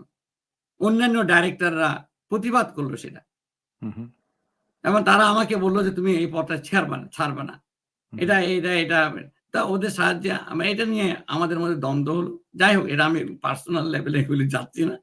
তো এই ব্যাপারটা হচ্ছে, কমন কারেন্সি হলে আমাদের অসুবিধাটা কি? মনে আছে পাকিস্তান আমলে আমরা 6 দফার মধ্যে একটা দাবি ছিল separate currency for East Pakistan. Currency is the source of exploitation. সভারেন্টির একটা পার্ট। আপনি কেন আমেরিকা ডলারকে আপনার আন্তর্জাতিক বাণিজ্যের কারেন্সি করলো? Because they wanted to continue the exploitation. কেন আফ্রিকাতে ফ্রান্সের প্রাক্তন কলোনিগুলিকে এখনো ফ্র্যাঙ্ক ইউজ করতে হয়? বিকজ তারা ওই তাদের এক্সপ্লয়টেশনটা, আপনার পলিটিক্যাল ইন্ডিপেন্ডেন্স হচ্ছে একটা শুধু মানে একটা কাভারি। আপনার এক্সপ্লোরেশন আগের মতো, আমার আগের থেকে আরো গভীর, আরো বেশি আকারে হচ্ছে। এখন আপনি বলতে আপনি লেফটি আর কথা বলছেন, আমি লেফটির কথা বলছি, এটা রিয়েলিটি, বুঝছেন আপনি কি? আমি সরি টু সে দ্যাট, আমি এসব বললে আমাকে ইউএনএ কমিউনিস্ট হিসেবে জানতো সবাই, তুই কমিউনিস্ট নাকি? আমি কাপড় চোপড় ওইভাবে পড়তাম, টাইটুকু পড়তাম না। তো আমাকে একদিন আমার বস ডেকে বলে, তোর কি কোট টোট নাই নাকি, স্যুট টুট? আমি তো আছে ভাই, তোমার লাগবে? তবে তুমি যে এভাবে চলাফেরা করো আমাদের জন্য তো অসুবিধা। আমি তো অসুবিধা কিছু করার নেই, আমাকে বাড়িতে পাঠিয়ে দিতে পারো, আমি এভাবেই চলবো। এই হচ্ছে আমাদের অবস্থা, বুঝতে পেরেছেন? তো আমি আবার সে একই কথায় আসছি যে south Asian currency is an extremely, এই ষড়যন্ত্র কিন্তু চলছেই, এটা চলছেই। আমি বললাম গত নভেম্বর মাসেও বাংলাদেশের ইকোনমিস্টরা উইথ অল রেসপেক্ট তারা বলছে এটা এখনো টেকনিক্যালি ফিজিবল না। হ্যাঁ, সব কথা বলল, টেকনিক্যাল ফিজিবিলিটি আপনি এনশিওর করলেন, আর ইজি, কিন্তু তারপরেও কি আমরা যাব? আমরা যাব। এক্স্যাক্টলি, প্রশ্নটা এখানেই। তারপরেও কি আমরা টেকনিক্যালি এটা ফিজিবল আমি হলেও আপনাকে একটা এখানে এটা একটু এক্সপ্লোসিভ একটা কথা বলবো, কিন্তু চিন্তা করছি আমি এটা না, আমি আমার সাথে প্রাইভেটলি বলবো সেটা। আচ্ছা, ঠিক আছে। আমরা তাহলে পরের প্রশ্নে যাই। হ্যাঁ, মানে পরে। ধরেন হাসিনা তো মানে বলতো খালি উন্নয়ন, উন্নয়ন, উন্নয়নের বয়ান ঝেড়ে তারপরে বলল যে এলডিসি থেকে আমরা গ্র্যাজুয়েটেড হব। হ্যাঁ? আম তো বাংলাদেশের ইকোনমি আসলে কেমন? প্রফেসর ইউনূস তার বক্তৃতায় বলেছেন যে এটা ভঙ্গুর, অর্থনীতির ভঙ্গুর। কিন্তু আমি নিজেও বলেছি যে আসলে রিজার্ভ এখন কেমন আছে সেটা আমরা জানি না। কত আছে আসলে? তো বাংলাদেশের ইকোনমি কেমন? আপনি বাইরে থেকে দেখে কেমন বুঝছেন? আপনি ইন্টারনালি কোথাও আলাপ করেছেন কিনা? বা ভিতর থেকে দেখার কোনো সুযোগ হয়েছে কিনা? সেখানে আপনার একটা এনালাইসিস জানতে চাই যে বাংলাদেশের ইকোনমি এখন ঠিক কেমন অবস্থায় দাঁড়িয়েছে? আমি প্রথমেই বলে নিতে চাই, আমি ইন্টারনাল ইনফরমেশন আমার কাছে কম। কারণ প্রথম কথা হচ্ছে আমি বিদেশে থাকি। দ্বিতীয় কথা হচ্ছে বাংলাদেশে ইনফরমেশন তো দেওয়া হয়নি। 2016 সাল থেকে ট্রেড ফিগার আপনার বাংলাদেশ ব্যাংক থেকে ট্রেড ফিগার দেয়নি, আর আপনার বাংলাদেশ যে ব্যুরো অফ স্ট্যাটিস্টিক্স থেকে আমরা কোনো ট্রেড ফিগার পাইনি। ট্রেড ফিগার না পাওয়ার কারণ হচ্ছে ট্রেডের মাধ্যমে কিন্তু টাকাটাগুলি পাচার হয়েছে মিস ইনভয়েসিং করে, ইলিসিটি। যে ট্রান্সফার অফ ফান্ড হয় এটার মেইন একটা সোর্স হচ্ছে, ইনস্ট্রুমেন্ট হচ্ছে আমরা ট্রেড মিস ইনভয়েসিং। আপনি যে ইম্পোর্টে দেখাবেন বেশি দাম এনেছেন, এক্সপোর্টের দাম দেখাবেন কম। হ্যাঁ, তাহলে আপনি কি করে তথ্য পাবেন? এখানে কোনো বাংলাদেশে যে তথ্য আছে সেটা আপনার কতটুকু রিলায়েবল, নির্ভরশীল আমি জানি না। এটা একটা ফ্যাক্টর। আর একটা ফ্যাক্টর হচ্ছে আমি তো দেশে যাই, মাঝে মধ্যে যাই। তবে ওই ইনফরমেশন পাওয়াটা খুব টাফ।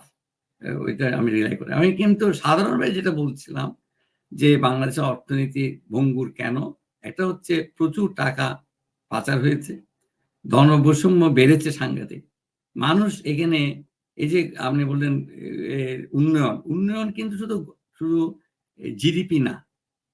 আমি যদি ধরিও নেই জিডিপি ফিগারটা কোনো ম্যানিপুলেট করা হয়নি। হয়েছে। আমি প্রমাণ করতে পারবো ইনডাইরেক্টলি। ধরে নিলাম এটার এই তথ্যটা সঠিক তথ্য। আমি এই উন্নয়ন আমি আপনাকে একটা ব্লান উদাহরণ দেই। বাংলাদেশে গণতন্ত্র নেই। আমি কনসেনট্রেশন ক্যাম্প করলাম। প্রচুর জেল বানালাম। প্রচুর জেল। জিডিপি কিন্তু বেড়ে যাবে। অবশ্যই পারবে, হ্যাঁ। তা আপনি কি ওই ধরনের নিশ্চয়ই পারবে। আমি প্রচুর গুলিগোলা কিনলাম। আমি হ্যাঁ। প্রচুর পুলিশ রিক্রুট করলাম এবং পুলিশকে আমি মিলিটারাইজ করলাম। তাদেরকে ইকুইপমেন্ট দিলাম, AK-47 কিনে দিলাম। জি। জিডিপি বেড়ে যাবে। হ্যাঁ, তাই আপনি কি আমি ওই জিডিপি অসংখ্য আয়নাঘর বানালাম, জিডিপি বেড়ে যাবে। হুম। হ্যাঁ? আচ্ছা, তারপরে আপনি ওইটা করলেন না। আপনি কোনো এনভায়রনমেন্ট এর উপর কোনো আপনার ইয়ে রাখলেন না। আপনি প্রচুর এই যে আমি জাহাজ এনে ভাঙতে শুরু করলেন। সুন্দরবন কেটে সমস্ত গাছ বেচে দিলাম। জিডিপি বেড়ে যাবে। হ্যাঁ, বেশি দিলাম। তারপরে আপনি জাহাজ এনে জাহাজ ভাঙতে শুরু করলেন। জিডিপি বেড়ে যাবে। মানুষের স্বাস্থ্যের অবস্থা কি হবে? হ্যাঁ, হ্যাঁ। স্বাস্থ্যে যখন মানুষের অধঃপতন হবে, প্রচুর প্রাইভেট হসপিটাল হবে। জিডিপি বাড়বে, ডাক্তারদের ইনকাম বাড়বে, ফার্মাসিস্টদের ইনকাম বাড়বে। আপনি কি ওটা কি ডেভেলপমেন্ট বলবেন? এই জায়গাটায় আমি আপনার এক্সপার্টাইজ এর এরিয়ায় আসতে চাই এবং আমি জানি না আনিস ভাই আপনি জানেন কিনা মানে আমি পিএইচডি করছি ওখানেই সাস্টেইনেবিলিটি তে। তো সাস্টেইনেবল ইকোনমি হ্যাঁ? এটা আসলে কি? আম আ এটা কেন জরুরি আমাদের জন্যে? এই প্রসঙ্গে আপনার কাছে কিছু জানতে চাই সংক্ষেপে। এটা তো আপনি যদি অলরেডি আপনি নিজে এখনই আপনার প্রশ্নের মধ্যে উত্তরটা রয়ে গেছে। আমি যদি সাস্টেইনেবল একটা রেভিনিউ হচ্ছে পরবর্তী প্রজন্মকে আমি একটা আমরা একটা ফ্যামিলিতে কি করি? বাবা চায় আমার ছেলে-মেয়ে আরেকটু একটা বেটার পজিশন থেকে শুরু করুক। এক্সাক্টলি। আমাদের প্রত্যেকেরই আমাদের ব্যাকগ্রাউন্ড ইস ভেরি পুয়ার। হুম, বাবা-মা এতটুকু দিয়ে গেছে। আমি চাই আমার ছেলে-মেয়ে আরেকটু উপরে হুম, যাক, আরেকটু হুম, এটা হচ্ছে হুম, সাস্টেইনেবিলিটির হুম, একটা মানে হুম, সহজ অর্থ। হুম, এখন যদি আপনার ইকোনমি হচ্ছে এরকম ভঙ্গুর, আপনি আপনার পরবর্তী প্রজন্মের জন্য কি রেখে যাচ্ছেন? হুম, হুম, একটা একটা মানে আনসার্টেন একটা অনিশ্চিত ভবিষ্যৎ রেখে যাচ্ছেন। হুম, এ হুম, হুম, না, এজন্য সাস্টেইনেবিলিটি দরকার। হুম, যে আপনি এ এ উন্নতিটা যেন এটা ঊর্ধ্বগতিতে যায়। এটা যেন উঠানামা না করে এবং আবার নিচের দিকেও না যায়। সেটার জন্য এখানে আমার এনভায়রনমেন্ট কে এ এনশিওর করতে হবে। কারণ আমাকে পরিষ্কার বাতাস আমাকে নিঃশ্বাস নিতে হবে। আমার স্বাস্থ্য ঠিক রাখতে হবে। এটার যে একটা এনভায়রনমেন্ট এর ব্যালেন্স আছে, হুম, হ্যাঁ? এটা আমার দরকার। আমি যখন তখন এই যে ফ্লাড হচ্ছে, হুম, এটা আমরা যে উপর থেকে তো পানি আসছে, নিচের দিকেও আমরা যেগুলি করেছি, হুম, নদী-নালা ভরাট করে বাড়িঘর করে ফেলেছি। হুম, ওখানে আমরা অ্যা এই অপরিশোধিত বর্জ্য আমরা এ দিচ্ছি। এগুলোতে করে পশু বাড়ছে। নদীর নাব্যতা কমে গেছে। হুম, চর পড়ে গেছে। এ হুম, এ যার কারণে আমরা ফ্লাড হচ্ছে। ফ্লাডে হুম। আমাদের ক্ষতি হচ্ছে। এগুলো আমার তো আপনি বুঝতেই পারছেন। তো আমি এখন কি এটা আমি কি এটাকে এভাবে বলতে পারি আনিস ভাই যে আম আমরা যা কিছুই উৎপাদন করি না কেন, ধরা যাক আমি একটা কাপড় উৎপাদন করব। তো সেইটার কাঁচামালটা তো আমাকে নিতে হবে প্রকৃতি থেকে। হুম, আমাকে তুলা উৎপাদন করতে হবে। যেটা যেভাবেই হোক আমাকে রেশম উৎপাদন করতে হবে। আমি প্রকৃতি থেকে আমার কাঁচামালটা নেব। এটা উৎপাদন করার জন্যে আমার শুধু কাঁচামাল তুলাই লাগবে না। এটার জন্য পানি লাগবে। এটার জন্য বিদ্যুৎ লাগবে। হ্যাঁ? তো এই সবকিছুই আমি নিচ্ছি প্রকৃতি থেকে। বিদ্যুৎও আমি প্রকৃতি থেকেই নিই আল্টিমেটলি। প্রতিদিন নিচ্ছি। তো তো এখন হচ্ছে কি যে প্রকৃতির যে রিসোর্স, প্রকৃতির যে সম্পদের যে ভান্ডার, সে ভান্ডারটা লিমিটেড। এটা হুম। এটা অসীম না। হ্যাঁ? তো এখন প্রশ্ন হচ্ছে আমি আমার ইকোনমিক ডেভেলপমেন্ট এর জন্য প্রকৃতির ভান্ডার থেকে আমি কতটুকু নেব? এটা যত কম নেওয়া যায়, কম নিয়ে কত মেক্সিমাম বেনিফিট আমি কত মেক্সিমাম ইকোনমিক ডেভেলপমেন্ট করতে পারি। আমি কেন কম নেব? কারণটা হচ্ছে আমি যদি ওখান থেকে বেশি নিই, তাহলে আমার ছেলে-মেয়ে, আমার নাতি-নাতনি, আমার ভবিষ্যৎ প্রজন্ম ওখান থেকে কি নেবে? নেওয়ার জিনিস তো শেষ হয়ে যাবে। এ এ এইভাবে বললে কি না, আপনি এটা যেটা ঠিকই বলতে চাচ্ছেন বলেছেন আপনি। এটা আবার ইয়ে এটা করে? প্রকৃতি থেকে লিমিটেড হলেও প্রকৃতি রিজেনারেটও করে। আচ্ছা। হ্যাঁ, রিজেনারেট হুম, করে। কিন্তু হুম, আমার নিতে হবে ২ ভাবে। যতটুকু নেওয়া, এই যে আপনি যেটা বললেন মিনিমাইজ করে নেওয়া, আবার হুম। টু এনশিওর আপনার রিজেনারেশন। আচ্ছা। আমি যদি আপনাকে একটা এক্সাম্পল দিই যে স্লেভারির টাইমে হুম, স্লেভরাদেরকে আমি যদি স্লেভের ওনার হই, আমাকে এনশিওর করতে হবে ওই স্লেভটা কালকে যেন আইসে কাজ করতে পারে। আমি ওকে শোষণ এমন যদি করি সে হুম, মরেই গেল। হুম। তাহলে কালকে আমার মাঠে কে কাজ করবে? এক্সাক্টলি, তাই না? সেজন্য এক্সাক্টলি। স্লেভারির মধ্যেও একটা মানবতাবোধ থাকতে হবে। হুম, সেটা হচ্ছে হুম। কি মানবতাবোধ বলব না আমি। তার প্রয়োজনেই সে স্লেভকে অন্তত পর্যাপ্ত খাওয়াটা দিতে হবে। রিজেনারেট বাঁচিয়ে যেন সে রাখবে করতে আরকি। পারে। বাঁচিয়ে হ্যাঁ? রাখবে। বাঁচিয়ে রাখবে। আর মাঝে মধ্যে ২-১ টাকে মেরেও ফেলবে যেন ভয়ে থাকে। হুম, হুম, হুম, অন্যরা যেন বিপ্লব করতে না পারে। হুম, হুম, হুম, হুম। গ্লেডিয়ারের যুদ্ধ দেখাবে। এ হুম। যাই হোক এটা তো অন্যদিকে নিয়ে আমি let's not go into the lefty discussion. আচ্ছা, তো না আনিস ভাই এই আরেকটা জিনিস আমি প্রকৃতি এখানে এবং হ্যাঁ, সেখানে সাস্টেইনেবল এর মধ্যে আরেকটা জিনিস হচ্ছে সবচেয়ে নেগিদা যেটা আমার জানতে হবে সেটা হচ্ছে ইনইকুয়ালিটি টা। বৈষম্যটা। বৈষম্যটা কিন্তু সাস্টেইনেবিলিটি কে আঘাত করে। আমি আপনাকে কিছুক্ষণ আগে ওই এই এই যে ডেমোক্রেটিক রাইট এগুলি ইম্পোর্টেন্ট। এগুলি কিন্তু ইকোনমিক না হুম, অ্যাপারেন্টলি। হুম, সামাজিক, হুম, রাজনৈতিক হুম। এগুলি কিন্তু আপনার সাস্টেইনেবিলিটির জন্য ভীষণ প্রয়োজন। এক্সাক্টলি। আমি সাউথ কোরিয়ার এক্সাম্পল দিলাম। আমাদের নিজেদের দেশেই এই এক্সাম্পল আছে। আমি 60 র দশকে পাকিস্তান ওয়াজ এ পোস্টার কান্ট্রি ফর ডেভেলপমেন্ট। হুম, 60 র দশক ছিল ইউনাইটেড নেশনস এর ১ম ডেভেলপমেন্ট দশক। আচ্ছা। সেখানে গ্রোথ রেট টার্গেট করা হয়েছিল 5%. হুম, Only few countries achieved that and Pakistan was one of them. Hmm, Pakistan was the role model for Korea, was role model for Philippines, role model for কারণ পাকিস্তান তখন US এক্সপার্টরা চালাতো। হুম, Harvard ইকোনমিস্টরা। হুম, পাপানেক বলে একজন Gustave পাপানেক, তারপরে trimmer এরা নামকরা economist পাকিস্তানে থাকতো। এই যে পাকিস্তান ডেভেলপমেন্ট ইনস্টিটিউট যেটা এখন আমাদের বাংলাদেশ বিআইডিএস হয়েছে। হুম, এগুলো হচ্ছে ওদের সৃষ্টি। হুম, ওই আদতে তারা কোরিয়াতে সৃষ্টি করেছে, Korean development institute in uh uh uh ইন্দোনেশিয়াতে করেছে, ফিলিপিনে করেছে। হুম, পাকিস্তান ছিল। তেমন আমরা 68 এ আইসা ডেকেড অফ ডেভেলপমেন্ট উদযাপন করলাম। হুম, হ্যাঁ? তখন হুম, আমি ক্লাস 9-10 এর ছাত্র। In 1 year Pakistan exploded.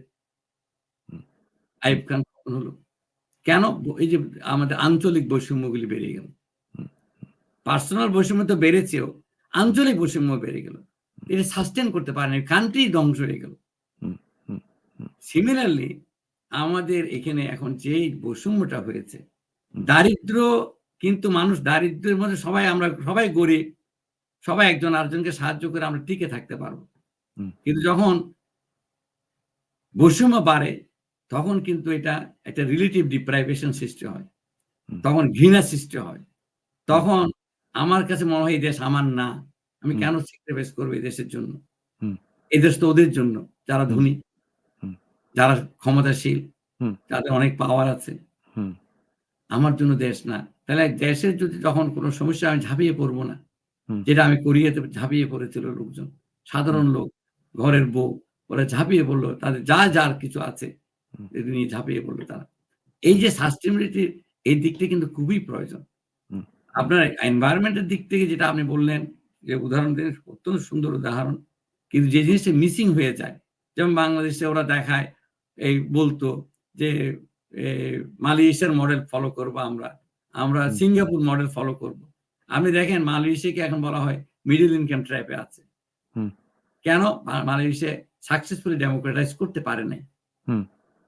কারণ ডেমোক্রেসির একটা ভ্যালু হচ্ছে হিউম্যান রাইটস, এগুলি বাদ দিল অ্যাকাউন্টেবিলিটি আছে। তা মানে আপনি জবাবদিহিতা আছে। আর সবচেয়ে বড় কথা হচ্ছে আপনি মানুষকে চিন্তার শক্তি যদি আপনি স্বাধীনতা দেন, তাহলে মানুষ নতুন নতুন জিনিস আবিষ্কার করবে, নতুন ওয়েতে কাজ করার সুযোগ পাবে। আপনি একই জিনিস এখন আপনি ভয়ে কাজ করবেন না। যদি আমি কারো ইয়ে করি, বিরাগের কারণ হই, কেউ যদি আমার উপরে বিলা হয়ে যায়, আপনি কমপ্লিটলি ইউর ইনোভেটিভ যে আইডিয়া গুলি আছে, আপনি এগুলি সম্পূর্ণ ব্লান্ট হয়ে যাবে। সেটা আরেকটা কারণ। সেই জন্য এই সাস্টেনেবিলিটি একটা দিক হচ্ছে এনভায়রনমেন্ট, আরেকটা দিক হচ্ছে সামাজিক, আরেকটা দিক হচ্ছে অর্থনৈতিক। এই তিনটা দিক আমাদের দেখতে হবে।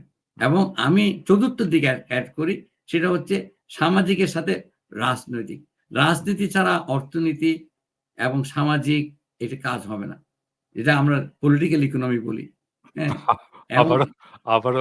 আবারও কমিউনিস্ট রেটরিক। না, আমি আপনাকে বুঝিয়ে দিলাম, আমি এখানে সমাজতন্ত্র বলিনি, আমি গণতন্ত্রের কথা বলেছি। কিন্তু ঠিক আছে, আমি সেজন্য আমি সমাজতন্ত্র শব্দটা এড়িয়ে যাই। আমি এড়িয়ে যাই, কারণ আমি বললে আমাকে কমিউনিস্ট ডাকে লোকজন। আমার জীবনটা খুব দ্বন্দ্বময়, কারণ আমি এইরকম কথা বলি, লোকে আমাকে মনে করে যে এই কমিউনিস্ট, আবার আমাকে দেখে সকালবেলা ফজরের নামাজ পড়তে মনে জামাতি মনে হয়। আবার আমি সবগুলি কালারের মধ্যে আছি আর কি। আচ্ছা আনিস ভাই, আমরা আলোচনাটা তাড়াতাড়ি শেষ করতে হবে। আরো প্রচুর আলোচনা আছে, আপনার কাছে জানার অনেক আছে। মানে বাংলাদেশের অর্থনীতির জন্য শর্ট টার্ম এবং ইন্টারমিডিয়েট টার্মে রিস্ক গুলো কি কি আপনার মতে? বাংলাদেশের প্রধান রিস্ক হচ্ছে শর্ট টার্ম, লং টার্মের। একটা তো বিশ্ব রাজনীতি, বিশ্ব অর্থনীতি, এটা একটা অলওয়েজ আপনার উপর একটা খড়গ হয়ে আছে। ওখানে যদি কোনো ঝড় উঠে, এই ঝড় আপনার এখানে আসবে, এই ঝড় সামলানোর মতো আমার ক্ষমতা নাই, রাজনৈতিকভাবে নাই, অর্থনৈতিকভাবেও নাই। রাজনৈতিকভাবে কেন নাই? আপনার দেশের মধ্যে ওই যে ইউনিফাইড একটা জাতীয় লক্ষ্য, যেখানে আমরা সবাই ইউনিফাইড, সেটা আনফরচুনেটলি বিগত রাজনীতিক এই যে 15-16 বছর কিংবা আওয়ামী লীগের যে রাজনীতি ছিল, এটা জাতিকে ডিভাইড করে রাখা, ডিভাইড এন্ড রুলের মধ্যে দিয়ে জাতিকে আমরা it is a greatest failure of the country. 50 বছর হয়ে গেল আমাদের স্বাধীনতার, আমরা এখনো জাতিকে ইউনাইট করতে পারিনি। This is the greatest failure of the political system or what ever. এটা আমাদের জন্য একটা বিরাট, এটাকে আপনি শর্ট টার্ম বলবেন নাকি লং টার্ম বলবেন, সেটা আপনার ব্যাপার, কিন্তু এটা একটা তারপরে আমাদের যেটা হয়েছে সেটা হচ্ছে আমাদের এই যে ডেমোগ্রাফি একটা ট্রানজিশন হয়েছে। আমাদের এখন ইউথ যে ওয়ার্কিং এজ পপুলেশন, এই 18 থেকে 35 বছর যদি আমি এটাকে, কিংবা 15 থেকে 35 পর্যন্ত আমি ওয়ার্কিং এজ, এইটা এখন আমাদের বৃদ্ধি পেয়েছে। তাহলে আমার কি কর্মসংস্থান সৃষ্টি করতে হবে। আমার ইকোনমি কিন্তু ওই হারে বাড়ছে না। আমি ডেভেলপমেন্ট বলছি, কিন্তু যে হারে ডেভেলপমেন্ট গ্রোথ হলে, ইকোনমি চালু থাকলে, আমার প্রোডাক্টিভ কর্ম, আমি ইনফর্মাল সেক্টরে রিক্সা ঠিক করলাম, তারপরে ঘরের কাজ করলাম, এটা না, productive decent job, productive and decent job সৃষ্টি করার যে রেট, সেটা বাংলাদেশের পক্ষে হচ্ছে না। এবং এটা হচ্ছে এখন, তখন আমার ডেমোগ্রাফিক ডিভিডেন্ড যেটাকে আমরা বলি, সেটা কাস্ট হয়ে দাঁড়াচ্ছে, এবং সেটা কিন্তু আমরা দেখতে পাচ্ছি। এটা হচ্ছে বিগ ইস্যু। আপনি গার্মেন্ট এক্সপোর্ট বলেন, রেমিটেন্স বলেন, এগুলি উঠানামা করবে, এগুলি you can handle. This are tremor create করবে এগুলি। আমরা যেটাকে বলি যে জমির নিচে যে ফাটলগুলি হচ্ছে, এই ফাটলগুলি কিন্তু ধস করে পড়ে যাবেন আপনি খেয়াল না করলে। বৈষম্য বেড়েছে, প্রচন্ড বৈষম্য। আচ্ছা, করাপশনের কথা সবাই বলে, করাপশন ইজ এন ইস্যু, কিন্তু করাপশন ইকোনমিকে ক্ষতি তখনই করে। করাপশন কিন্তু ইনইকুয়ালিটির জন্য খুবই খারাপ, সাধারণ লোকের জন্য খারাপ, কিন্তু গ্রোথের জন্য, যদি এই টাকাটা, করাপ্ট টাকাটা, আমি আগেও বলেছি, যদি দেশে ইনভেস্ট হতো, তাহলে কোনো না কোনো জায়গায় একটা অগ্রগতি হতো, অর্থনৈতিক অগ্রগতি। প্রবলেম হয়ে গেছে দেশে প্রচুর টাকা বাইরে চলে গেছে এবং এই ইলিট দেশটাকে তাদের দেশ মনে করছে না। উপনিবেশ মনে করে। মানে এগুলো আগে বেশি যেরকম মনে। ব্রিটিশরা উপনিবেশ জি ছিল এখান থেকে নিয়ে যেত সম্পদ। তারা উপনিবেশ মনে করে বাংলাদেশকে, জি, বাংলাদেশের আমি এলিট। একটা আপনাকে এক্সাম্পল দিই। In the 50s Philippines was the most advanced Southeast Asian country, most hmm, advanced, R Indonesia ছিল লিস্ট অ্যাডভান্স কান্ট্রি। হুম, আপনার দুই জায়গাতেই স্বৈরাচারী সরকার আসলো, এখানে আসলো আপনার সুহার্তো, ওখানে আসলো মার্কোস, কোনো পরিবর্তন নেই। কিন্তু মার্কোস এসে চুরি করে টাকা পাচার করা শুরু করলো, হুম, আর সুহার্তোর কর্মীরা চুরি করে টাকাটা দেশে ইনভেস্ট করা শুরু করলো। হুম, সুহার্তো কখনো চিকিৎসার জন্য বাইরে যায়নি, সে দেশে একটা ভালো একটা সরকারি হসপিটাল করে যেখানে সে চিকিৎসা পায়, হুম, তার ছেলে মেয়েরা চিকিৎসা পায়। হুম, সাধারণ লোক পায় কিনা জানি না, কিন্তু সে এনশিওর করেছে। হুম, সিমিলারলি থাইল্যান্ডের রাজা কখনো বাইরে যায়নি চিকিৎসা করার জন্য, হুম, সে কোনো জায়গায় বেড়াতেও যায়নি, হুম, কদাচিৎ সে বিদেশে গিয়েছে। হুম, কিন্তু তখন আপনি যখন সিগন্যালিং দিচ্ছেন আপনার রাষ্ট্রপ্রধান যে আমি এই দেশে থাকবো, এই দেশে মরবো, এই দেশে চিকিৎসা করবো, তখন এই দেশের জন্য স্টেক ক্রিয়েট হয়। হুম, ফিলিপিনে স্টেকটা ক্রিয়েট হয়নি, হুম, যেটা আকিনোর আমল থেকে শুরু হয়েছে। মানুষ ফিরে আসছে, একিনো সেটা সৃষ্টি করেছে কিভাবে? আপনার ওই মার্কোসের চোরা টাকাটাকে আনার যে প্রতিজ্ঞা উনি নিয়েছে, আমার এটা এখনো চলছে। হুম, গত বছরও তার এই যে সংস্থা সে করে গেছে একিনো, নিয়ারলি আপনার $3 মিলিয়ন তার বাৎসরিক বাজেট হুম, সম্পূর্ণ একটা ইন্ডিপেন্ডেন্ট অর্গানাইজেশন করে দিয়ে গেছে, এবং তারা কোথায় চুরি টাকা আছে সেটার পিছনে তার লেগে আছে। যা এটা একটা সিগন্যালিং, এটা একটা জাস্টিসের সিগন্যাল দিচ্ছেন আপনি। আপনি ভবিষ্যতে যারা চুরি করবে তাদেরকে সাবধান করছেন আপনি। তুমি টাকাতে পারবে না, কোথায় বাঁচতে পারবে না। এগুলি হচ্ছে ইম্পর্টেন্ট সিগন্যালিং, আমাদেরকে শুরু করতে হবে। বাঁচতে যদি চান এটা করতে হবে আপনাকে ভবিষ্যতের জন্য। আচ্ছা, আচ্ছা, তারপরে ইউথকে এটা নিয়ে আমি ম্যাচ করেছি আপনার সাথে। আমি পার্সোনালি আমি আপনার একটা টক শো আমি শুনেছি, আমি খুব লাইক করেছি। সেটা হচ্ছে আমাদেরকে ন্যাশনাল ডিফেন্স চালু করতে হবে, কম্পালসারি ন্যাশনাল ডিফেন্স 18 থেকে 22 বছরের ছেলেদেরকে। প্রায় 3 কোটির ইউথ আছে, ছেলে মেয়ে মিলে 1.5 কোটি করে। আপনি তাদেরকে দিবেন মিনিমাম ওয়েজ, যেটা 12,000 টাকা। তাহলে আপনি এটা অনেক বেনিফিট আছে। আপনি যখন গভর্নমেন্ট যখন এনশিওর করবে 12,000 টাকা মিনিমামের, তখন প্রাইভেট সেক্টরে বাধ্য হবে 12,000 টাকা দিতে, কারণ নাহলে ওরা কম্পিটিশন করে ওখানে এটা সেটা পারবে না। এক্সাক্টলি, আপনি ওখানে 12,000 দিবেন, 12,000 টাকা দিবেন, ওদেরকে সকালবেলায় তুলে লেফট রাইট করে আপনি একটা ডিসিপ্লিন ওয়ার্কফোর্স সৃষ্টি করবেন। এই ট্রেনিং এর মধ্যে ভোকেশনাল ট্রেনিং থাকবে, কেউ ইলেকট্রিশিয়ান হবে, কেউ গাড়ির মেকানিক হবে, আমাদের ইঞ্জিনিয়ারিং করে সৈন্যরা বা আমাদের যারা আছেন ওদেরকে এই ট্রেনিং গুলি দিবেন, ভালো খাবে। ওরা যখন বের হবে তার মধ্যে দেখবেন অর্ধেকের বেশি আর ইউনিভার্সিটিতে যেয়ে ভিড় করবে না, তারা সেলফ এমপ্লয়েড হয়ে যাবে। এইগুলি বিদেশে যদি যেতে চায় একটি স্কিল ওয়ার্ক ড্রাইভিং শিখবে, হেভি ড্রাইভিং শিখবে, শিখবে, তারপর তারা বিদেশে যাবে, চালানো তারা একটি শিখবে। স্কিল ওয়ার্কফোর্স যাবে। সবচেয়ে বড় কথা, একই সাথে আপনি ন্যাশনাল ডিফেন্সকে স্ট্রং করবেন। এক্সাক্টলি। আমাদের পক্ষে ওই আপনার টেকনোলজি দিয়ে যুদ্ধ করা দরকার নাই। আমাদের জনবল, আমাদের যে সাহস, আমাদের ইয়াং জেনারেশনের ওরা ঝাঁপিয়ে পড়তে পারে, এটা খুব কম। আপনি পুরা সাউথ এশিয়ার মধ্যে দেখেন, একমাত্র বাংলাদেশ এর জনগণ বারবার যুদ্ধ করেছে, বারবার বিপ্লব করেছে, বারবার গণজাগরণ হয়েছে। আপনি কোনো জায়গায় হয়নি। C-52 তে আপনার ভাষার জন্য আপনি রক্ত দিয়েছেন। আমি এই আপনি প্রসঙ্গে 62 আপনাকে তে একটু ইন্টারাপ্ট করে একটু বলতে চাই, আনিস ভাই, আপনি তো খুবই ভালো ছাত্র ছিলেন। হ্যাঁ? আপনি রাজনীতি কেন করলেন? আপনি তো ক্যারিয়ার করবেন, আপনি পড়াশোনা করবেন, আপনি প্রফেসর হবেন অথবা কর্পোরেট জব করবেন। আপনি রাজনীতি কেন করলেন এত ভালো ছাত্র হয়ে?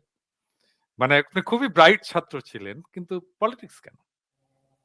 একটা জিনিস বলে রাখি যে আমাদের পারিবারিকভাবে আমরা খুব একটু পলিটিক্যালি সজাগ ছিলাম। আমার বাবাও রাজনীতি করেছেন কিছুটা, উনি যদিও উনি LMF ডাক্তার ছিলেন, রাজনীতির সাথে সম্পৃক্ত ছিলেন। আমার বড় ভগ্নিপতি প্রফেসর মমতাজউদ্দিন আহমেদ, আমরা ছিলেন নামকরা নাট্যকার, হুম, উনি একজন বামপন্থী রাজনীতিবিদ ছিলেন এবং উনি যখন আমাদের বাড়িতে আসেন তখন ক্লাস 5 এর ছাত্র। উনি আমাদের রোল মডেল হয়ে দাঁড়ালেন।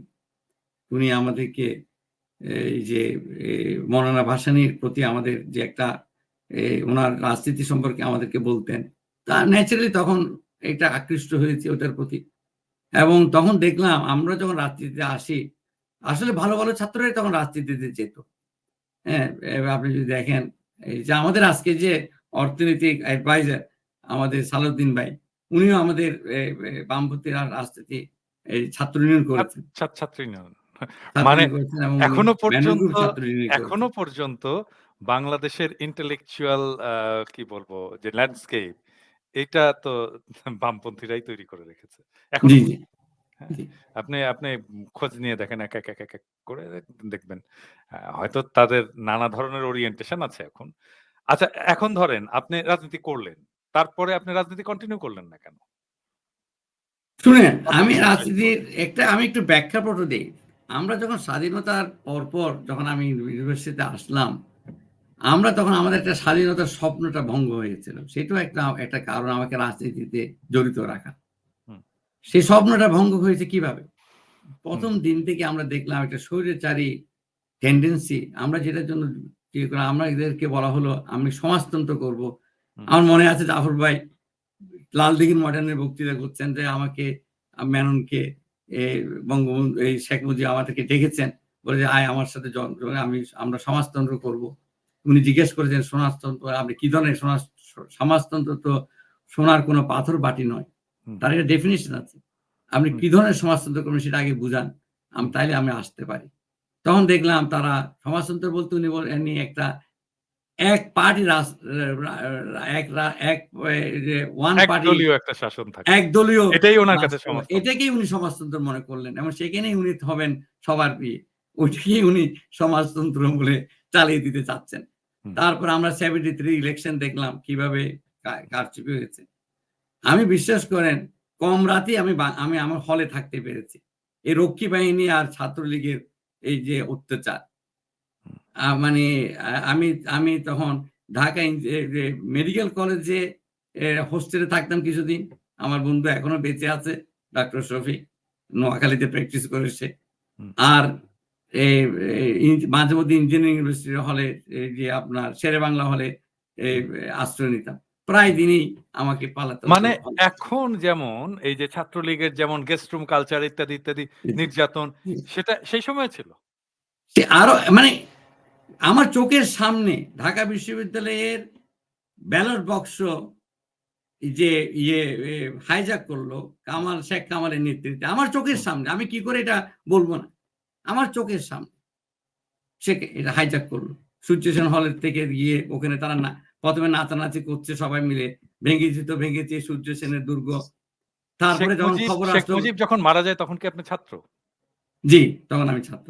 আচ্ছা, মানে তাহলে ধরেন আমরা তো মোটামুটি এই সময়ে বিপ্লবের সময়ে আজকের ছাত্র সমাজ যেই ধরনের পরিস্থিতির মধ্যে দিয়ে গেছে, আপনারা ঠিক হুম। সিমিলার পরিস্থিতির মধ্যে দিয়ে গেছেন সিমিলার কিনা? পরিস্থিতি। তো আপ আ আমি এটা একটা জিনিস সিমিলার। জানতে চাই এখন এখন যে হয়তো একটু ইনটেনসিটি বেড়েছে। এখনো আপনারা ১,০০০ ছাত্র মেরেছেন, তখন হয়তো ১০০ মেরেছেন। কিন্তু হ্যাঁ, তখন প্রতি রাত জনসংখ্যাও কম প্রতি ছিল, রাত জনসংখ্যাও কম গুম, ছিল। গুম হয়েছে। কিন্তু আমার একটা প্রশ্ন যে তখন কি আপনারা স্বপ্ন দেখতেন এই শেখ মুজিব একদিন উৎখাত হবে, সেই শাসনটা একদিন অবসান হবে? শুনেন, আমি এই যে কিছুক্ষণ আগে আপনাকে আমার এই স্কুলের বাল্যবন্ধুর কথা বললাম মোর্শেদ শফিউল হাসান। হুম, সে ছিল মস্কোপন্থী ছাত্র ইউনিয়ন। হুম, ঢাকা বিশ্ববিদ্যালয়ের কলা ভবনের সামনে সে বাংলার ছাত্র। আমি অর্থনীতির ছাত্র। হুম, তাকে আমি সে তো শেখ মুজিব, আওয়ামী লীগ তখন তো ওরা তো মিশে গেছে আপনি জানেন। হুম, হুম, আওয়ামী হুম, লীগের বি টিম। হুম, সে বলল যে, "না এটা" আমি বললাম যে, "সে এ বাঁচবে না। একে মেরে ফেলুন।" আমি বললাম। বলছে, হুম, "না পাকিস্তানি জিন্নাকে সরি লিয়াকত আলীকে মেরেছে সেরকম অবস্থা পাকিস্তানে বাংলাদেশে হবে না।" হুম, আমি এখনো তাকে দেখলে বলি যে, "তোকে আমি বলেছিলাম তুই বলছিস হবে না।" সে অস্বীকার করে বলছে, "না তুই এটা বলিসনি।" হুম, তো যাই হোক এটা আমি জানতাম। এটা হবে না। আমি ইতিহাসের ছাত্র যে আপনি হুম, দেখবেন এই যে তোষামোদ যারা করে হুম, এরাও কিন্তু মনে প্রাণে বিশ্বাস করে এই সরকার টিকবে না। হুম, এটার একটা হুম, থিওরি আছে। হুম, একজন টার্কিশ ইকোনমিস্ট, তার নাম হচ্ছে তিমুর কুরান। হুম, সে আমেরিকাতে থাকে। তিমুর হুম, কুরানের থিওরি হচ্ছে প্রেফারেন্স ফলসিফিকেশন। হুম, আপনি ভয়ে প্রেফারেন্সটা ভুল, আপনার হুম, প্রেফারেন্স হচ্ছে এই সরকার না থাকা, কিন্তু আপনি মিথ্যা বলে যাবেন। না, হুম, খুবই আপনাকে ছাড়া চলবে না। ওই যে একজন হুম, বলল, হুম, হাসিনা আপা ছাড়া আপনি ছাড়া চলবে না। এটা হুম, এরকম হুম, অবস্থা হয়। হুম, কিন্তু একটা পর্যায়ে গিয়ে এটা কেন হয় সেটা কোন সামাজিক বিজ্ঞানীরা বলতে পারে না। কেন বিপ্লব হয়? হুম, বিপ্লব হবে এটা বলতে পারে। But what is the trigger point, এটা হুম, কেউ বলতে পারে না এই পর্যন্ত। কিন্তু ট্রিগার হবেই। যেকোনো হুম, একটা কারণে হবেই। তখন হুম, সাডেনলি সবাই মনে করে আমি এখন একা নই।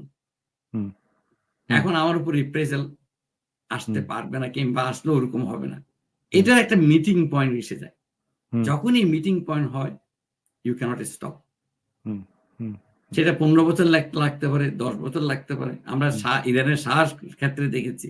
হুম, আমরা আমাদের চোখের সামনে যেগুলো হয়েছে বিপ্লব, হুম, আমরা সামোজার ইয়েতে দেখেছি, নিকারাগুয়াতে দেখেছি হুম, আমরা।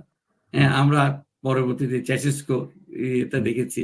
হ্যাঁ? হুম, তো মানে সমাজতন্ত্রের কান্ট্রি, যদিও আমরা তখন সমাজতন্ত্রের জন্য পাগল ছিলাম, ওখানেও তো এগুলো হয়েছে।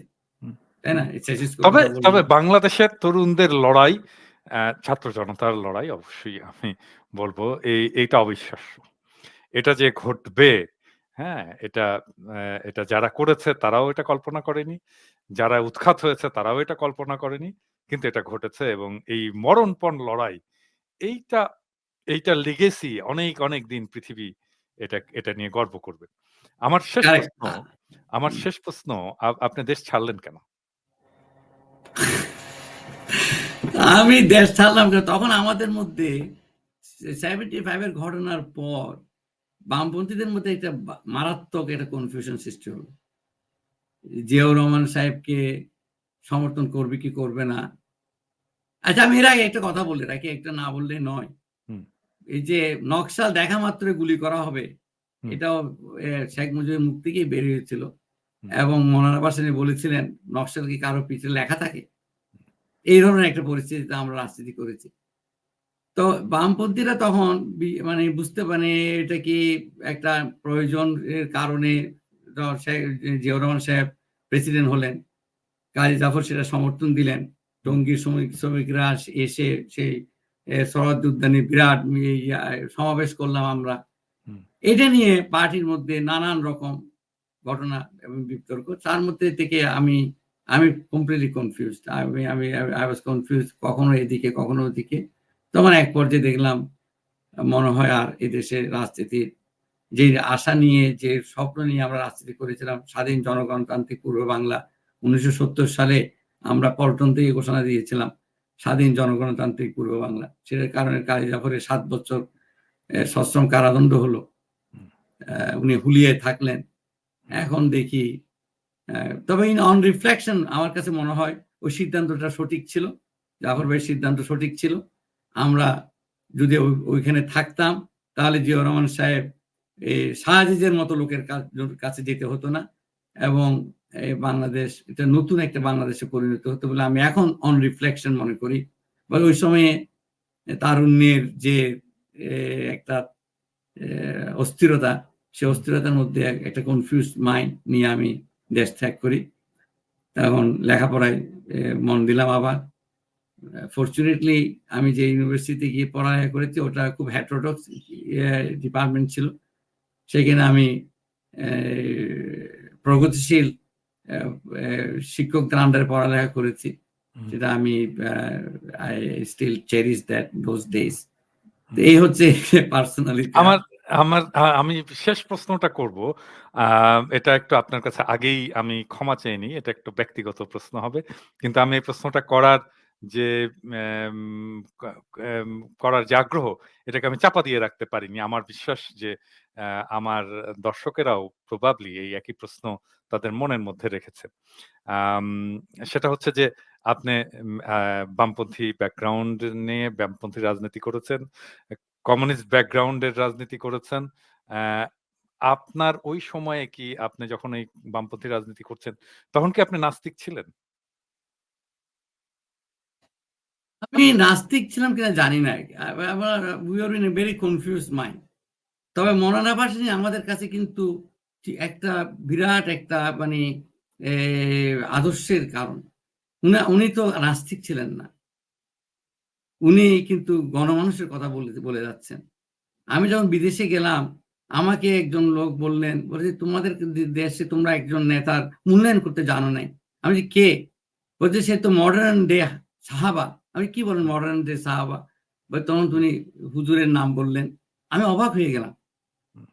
তখন থেকে আমি চিন্তা করলাম যে আমি ওনার উপর একটা ইংরেজিতে, কারণ ওনার তো এই যে আমরা বলি আফ্রো এশিয়ার নির্যাতিত মানুষের নেতা, ওদের কাছে তো পৌঁছাতে হবে পরবর্তী প্রজন্মের কাছে মৌলানা ভাসানীকে।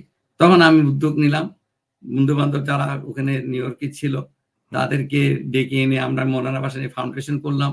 এই বইটা আমরা এডিট করলাম। এর পরবর্তীতে আমি আরেকটা বই এডিট করেছি মৌলানার উপর ইংরেজিতে। এইটাই ছিল। আমাকে অনেকে বলেছে তোমরা বাংলায় করো এটা। নুরুল কবির ভাই আমাকে বললেন এই যে নিউ এজে তোমরা বাংলায় করছেন, আপনারা বাংলায় করছেন না কেন? আমি দেখেন বাংলায় আপনি অনুবাদ করেন, অসুবিধা নেই। কিন্তু আমার মেইন হচ্ছে বিশ্ব জগতে ওনার যে পরিচিতি, ওনার যে সেটা তো হারিয়ে যাচ্ছে।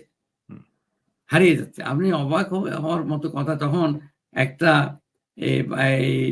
আন্তর্জাতিক যে সমাজতান্ত্রিক যে একটা অর্গানাইজেশন ছিল ইন্টারন্যাশনাল, এটার একটা পত্রিকা বের হতো, ওইটার এডিটোরিয়াল কমিটির উনি মেম্বার ছিলেন বাংলাদেশ থেকে। এগুলি কিন্তু চারটিখানা কথা না। এবং পাকিস্তানে এখনো মৌলানা ভাসানীর জন্য লোক কাঁদে, যেখানে উনি এই যে তবাতাক যে কৃষক সমাবেশ করেছিলেন, এই যে কিছুদিন আগে যে শিখরা যে দিল্লিতে যে অবস্থান ধর্মঘট করলো, যেটার কারণে মোদী বেকার, ওরা সেখানে মৌলানা ভাসানীর স্লোগান দিয়েছে। চিন্তা করে দেখেন। হ্যাঁ, ওই তোবাতক সম্মেলনের এফেক্ট, ওরা তোবাতক সম্মেলনকে কিন্তু ভুলতে পারেনি। হ্যাঁ, আমি অবাক হয়ে গেছি। এই যে এইটা ওনাকে আমরা তো, উনি তো কখনো ইয়ে করেননি। উনি মনে করেছেন জনগণের অধিকার, মানুষের অধিকার হচ্ছে। কিন্তু ওই সময় বিপ্লবী ছাত্র ইউনিয়নে কি নাস্তিকতার চর্চা ছিল? কেউ ছিল নাস্তিক? না, আমাদের মধ্যে ওরকম প্রেসার ছিল না। এটা কি শুধু রুশপন্থীদের মধ্যেই একচেটিয়া ছিল? যে রুশপন্থীদের মধ্যে এটা ব্যাপক ছিল।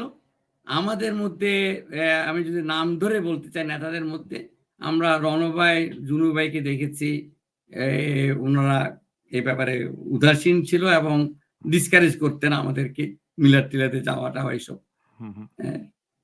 মেনন ভাইও অনেকটা তাই ছিলেন, কিন্তু জাফর ভাই কোনোদিন আমাদেরকে না করে নাই। এবং উনি তারপরে আমাদের যে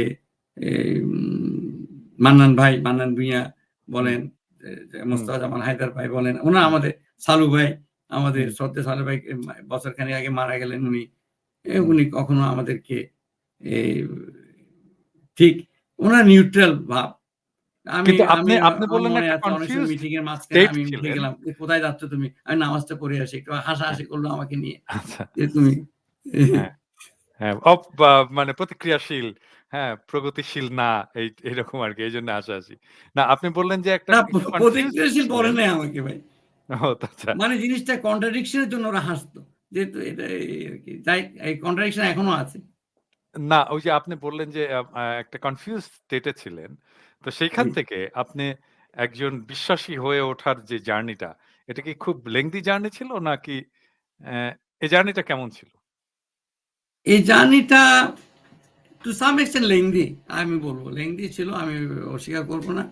প্র্যাকটিস গুলি করছিলাম জাস্ট মেকানিক্যাল, ফ্যামিলিতে সবাই করছে, আপনিও করছেন ওইটা। কিন্তু জিনিসটা যতই মৌলানা ভাসানীর উপর আমি গবেষণা করতে লাগলাম, ততই আমি বুঝতে পারলাম যে জিনিসটা কোথায়, আসলে ব্যাপারটা কি। তো এইটাই আমাকে ইয়ে করেছে। আমি মৌলানা ভাসানীর সান্নিধ্যে আসতে পারাটা, যদিও বেশি দিন সান্নিধ্যে পাইনি ওনার, এটা আমার জন্য, জীবনের জন্য এটা বিরাট একটা প্রাপ্য আমি মনে করি, বিরাট প্রাপ্য। মানে আমার বড় ভগ্নিপতি মমতাজউদ্দিন সাহেব আমাকে ওনার আদর্শের প্রতি আকৃষ্ট করেছে, কিন্তু সান্নিধ্যে আসা, ওনাকে দেখা, ওনার পাশে বসা, এই সুযোগ তো ঢাকায় আসার পর হইলো। ঢাকা আসার পর হলো উনি অনশন করলেন আমাদের পার্টি অফিসে, ওনার সেবা শুশ্রূষা করা। এই যে সুযোগটা পাওয়া, এটা একটা বিরাট সুযোগ। আমার শেষ প্রশ্ন, মানে আমরা শেষ দিকে চলে এসেছি। আমাদের দীর্ঘ সময় আলাপ হলো। আরো বেশিক্ষণ আলাপ করতে পারলে ভালো হতো। অনেক কিছু আলাপের আছে। শেষ প্রশ্ন হচ্ছে যে, বর্তমান সরকারকে যদি আপনি একটা জিনিসের প্রতি নজর দিতে বলেন, অর্থনীতির পুনর্গঠন এবং অর্থনীতিকে রক্ষা করার জন্যে, সেটা কোন জিনিসটা তার প্রায়োরিটি হওয়া, সবচেয়ে বড় প্রায়োরিটি হওয়া উচিত? এখন এই মুহূর্তে ইমিডিয়েট নিড হচ্ছে ফাইন্যান্সিয়াল সেক্টরের যে ইনস্টেবিলিটিটা আছে, এই যে এত টাকার লোন নিয়ে ব্যাংকগুলিকে ধ্বংস করে দিয়েছে। অর্থনীতিতে আপনি অর্থনীতি মানে হচ্ছে অর্থ, তাই না? এই ইকোনমিক আমরা দেশকে সচল রাখার জন্য এটা খুবই প্রয়োজন, এবং সেটা ব্যাংকিং সেক্টর হিউজ একটা ভূমিকা পালন করে। আপনি যেটা কিছুক্ষণ আগে বললেন, উদ্যোক্তারা লোন নেবে, লোন নিয়ে তারা কাজে লাগাবে। এই যে কাজে না লাগানোর যে কালচারটা হয়ে গেছে, টাকা নিয়ে আপনি উধাও হয়ে যাবেন, এটাকে ঠিক করে আনতে পারা খুব একটা সহজ কাজ নয়। এবং এর মধ্যে আরেকটা কিছু কমপ্লিকেশন হবে, সেটা হচ্ছে এই যে মুদ্রাস্ফীতির যে ইস্যুটা আসছে, মানুষের সাধারণ মানুষকে জীবনকে দুর্বিষহ করা, এটার পেছনে হয়তো অনেক ষড়যন্ত্র থাকতে পারে, সেটা অন্য কথা। কিন্তু এটাকে সহনীয় কি করে করা যায়, এটার এই মেডিসিন কি হতে পারে? এখন আপনি ডাক্তার, আপনি জানেন, আপনি সব মেডিসিনে কিন্তু সব একই মেডিসিনের সব রোগ আপনি সারাতে পারবেন না। আপনার যে ম্যাক্সিমাম রোগের একটা উপসর্গ হচ্ছে জ্বর আসা। আপনার পেটের অসুখ হলে অনেক সময় জ্বর আসে, ফুড পয়জন হলেও জ্বর আসে, আপনার অন্যান্য রোগেও জ্বর আসে। আপনি সব রোগে যদি আপনি প্যানাডল দিতে থাকেন, কাজ হবে না। আমাদের প্রবলেম হয়ে গেছে কি, আইডিওলজিক্যালি আমরা এই যে মুদ্রাস্ফীতিকে আমরা অনেক সময় বলি যে heating up of the economy, জ্বরের মতোই। এই জ্বরটা ভালো কারণে হতে পারে। আমি যদি ইকোনমি দ্রুত গতিতে চলে, ঘর্ষণের কারণে একটা উত্তাপ সৃষ্টি হবে। এই উত্তাপটি আপনাকে সহ্য করতে হবে কিছুদিন। যেমন আমরা দেখেছি কোরিয়াতে, ইন্দোনেশিয়াতে, যখন ইকোনমি 7, 8, 9% করে করতে, ওদের ইনফ্লেশন রেট 11, 10, 12% হচ্ছে। এতে করে কিছু অসুবিধা হয়, কিন্তু ওইটা আপনি এখন যদি আপনি ওই সময় বলেন না, আমি এটাকে দাবিয়ে রাখবো, আমি ঘোড়াকে অত দূরে চলতে দেবো না, তাহলে আপনার ইকোনমি স্লো হয়ে আসবে। এতে করে অনেকে, আমি কিছুক্ষণ আগে আমি আমাদের ইউথ আনএমপ্লয়মেন্টের কথা বলেছি। আপনাকে এই ইকোনমিকে অনেক দ্রুত নিতে হবে। দ্রুত নিতে গেলে আপনাকে কিছুটা আপনাকে জ্বর আসবেই, এবং এই জ্বরের কারণগুলি বুঝতে হবে।